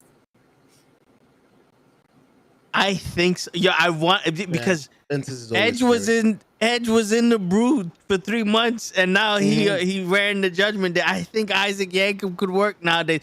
They're pulling shit out their ass now. Did you hear what type of Edge we're getting back? The fucking the Edge that came rated back from Mania. R. The rated R superstar Edge is who we're getting back. I said that. Imagine if his hair was long again. He came out the rated R. Yeah. That's what I said. Yo, we should get the retired Edge. Go back home. Live your life. We're good. Yo. We're good. It's all right.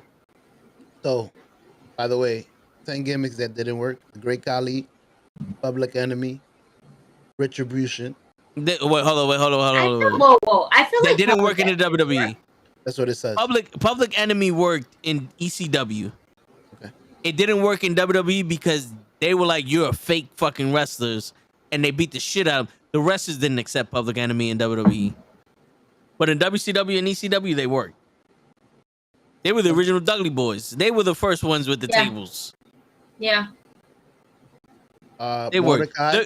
The Great Khali worked. Everybody loved the Great Khali with the kiss cam and him being the world. Here's the thing. What didn't work was his legs. Yeah, that's the only thing. The Great Khali was Andre the Giant 2.0 before Big Show and Paul White. Big Show just kind of looked like fucking the Giant's son when he came out with his long ass hair. We're like, holy shit. It's the Giant's son. It's Andre the Giant's son. He has the same fun attire he inherited from his father. Yeah. This was a hand-me-down from daddy. Yeah, that was a crazy game. Yo, in my head, I was like I was young then, but in my head, I was like, how the fuck did the Andre the Giant have a kid that's like 5 years older than me when he died like 20 years ago? Like, how is his kid younger than him? Like, so fast. Oh my god. Like, what the fuck? He's a giant. You know what gimmick wouldn't work? The Yeti. Remember the Yeti in WCW? Oh my god. No, I never heard of it. It was a fucking giant mummy, and the guy, oh my god, it's the Yeti. I remember. Yeah, the fucking Yeti. Like this. Oh shit! Is he on the list? Wait. Oh, Let me see. Nah, he's not on the list. Wow, nah. No, because that's WC. You probably looking at a list for gimmicks that didn't work in WWE. WWE, yeah. Yeah, he was WCW. But this shit is kind of off because they put the Fiend, but the Fiend did get fired, so it didn't work. Yo, no. See, we'll put WCW really Yeah. quickly. Glacier would not work in this day and age. Ooh, I remember Glacier with the white and blue. Sub-Zero would not work. Yeah, Ernest the Cat Miller would because he had charisma out the ass, but no, Sub-Zero is not working nowadays. Nah. Not with that shitty ass Mortal Kombat movie. Kevin Nash's Oz didn't work back then. It's not gonna work now. Stop. Word. That was a Word, terrible gimmick. Yeah. Terrible. Mini Vegas not gonna work. Yo, that's crazy. Glazer's number 10. Remember that nigga, Duke the Dumpster? Oh yeah, Duke the Dumpster Drove. I see him in hardcore matches. That nigga would work day and age right now. Yeah. He's a GCW dumpster all man. night. That's it. He's gonna put niggas in the garbage can. That's it. Disgusting. Word. Steroid needles and all this other wild shit in the dumpster. You gonna have Orchard Beach water in that shit. Word. That's it. And a garbage bag for them if they have one. Word. Y'all remember 7? Goldust's gimmick in TNA? Yeah. Shit, that was hard. Again, another one that didn't work back then that wouldn't work now. It didn't even work on his debut because fucking Dustin was like, fuck you, I am not doing this. I am better than this and we are not doing this. The day of his debut. I remember he floated to the ring. Remember that shit? You went mute? What? No. No, you're not on mute. Okay. Oh. Yeah, he floated to the ring and shit. Oh man. Who was it that wait. Who floated to the ring? 7. Okay. I never seen him. I never seen him. They try to make him a mystical character, and he's like, I left WWE for this shit. And he's like, I don't want to do that. Yeah, he's like, I'm not like what makes you think that was their WWE? version of The Undertaker. Yeah. That's why. Terrible. With a Michael Myers disgusting. Mask. Yeah. Oh, white mask. Yeah, the Repo Man would work if he teamed up with the APA. Ooh, if you didn't pay for your protection, he took some shit from you. Mm-hmm. We're here to Repo sign that belt, that $1 million belt. Word. You go to the Repo Man before you get to APA. The Mountie. Yep. I'm the Mountie. I don't think that would work. Yo. Coco Beware? No, it would. No. Well, like I said, Coco Beware is literally fucking niggas in Times Square with a fucking parrot. Well, Coco Beware is yeah. No, you know what? You got a point. He's not without the puppet. He had a little Jimmy. That's what it was. Little Jimmy. Little Jimmy was the parrot. Yep. Yeah. Shit. All right, one more show and then we'll call it a night. Yeah, you just didn't see it because they didn't have the budget for that because budget cuts. It's just true. This is true. All right. Last failed from WCW, NWO 2000 with Bret Hart, Rick Steiner, Jeff Jarrett, and Nash. That's the biggest. Number one, it says. Yeah, that's a faction. I thought we were talking about gimmicks. I'm lost. Nah, I'm just saying. The number two is the Black Scorpion. I'm just looking at the list. I was telling you number one. Ric Flair? Ric Flair as the Black Scorpion. It was a weak. It says weak reveal. It didn't like it. He's talking about failed gimmicks. Yeah. Okay. That would work today? No. I'm just giving you. I was giving you the list of the top 10. Oh no, yeah. Those shits was horrible.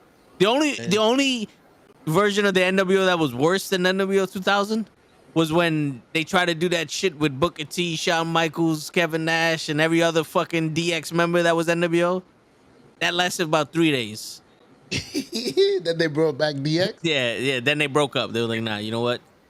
Everybody go their way. Yeah, everybody go the other way. All right. Yo, we talked about Doink the Clown Harris. You know, some of y'all motherfuckers got to listen to the whole podcast. Y'all come in strong, and then you leave during the most important parts, and then you come back, and then you say what we said. I think y'all listening, but you just wait until Gigi's high and we're tired to start repeating this. Way like off the time. We're already 38 minutes over. How y'all niggas just coming back like that? What the fuck were y'all doing? Word. What the fuck were y'all doing? Now, and don't say having sex, y'all don't last that long. Let's see. Doink the Clown. We discussed that. You know what you're gonna have to do, Walter? You're gonna have to rewind this once we're done and watch the whole thing from the very fucking beginning because we have people on here. Was he on here earlier, Kofi? Was he on here? Yes. See, yes. Kofi was here. Kofi was here. If you was here, you would know that. If you weren't here, guess what? Spoiler alert: Kofi was here. Kofi, That's right. That's all right. He was here. He came in because show left. Hey, I came back. Right. That's true. My phone burned up. So after you rewatch it, like, subscribe, and then go fuck yourself. Wait, no. Like, share. You have to share it too. Yes, share it to your friends and tell your friends to share it to their friends. Yes, but that's if right. they're gonna be douchebags, still share it to them. Yeah, don't make me hit the. We love the heat. We love the heat as well. Yeah, fuck them anyway. Yeah, and go fuck yourself too. Yeah, yes, that's right. Yes, and on that note, okay, good night, y'all. It's your friendly neighborhood knuckleheads signing out.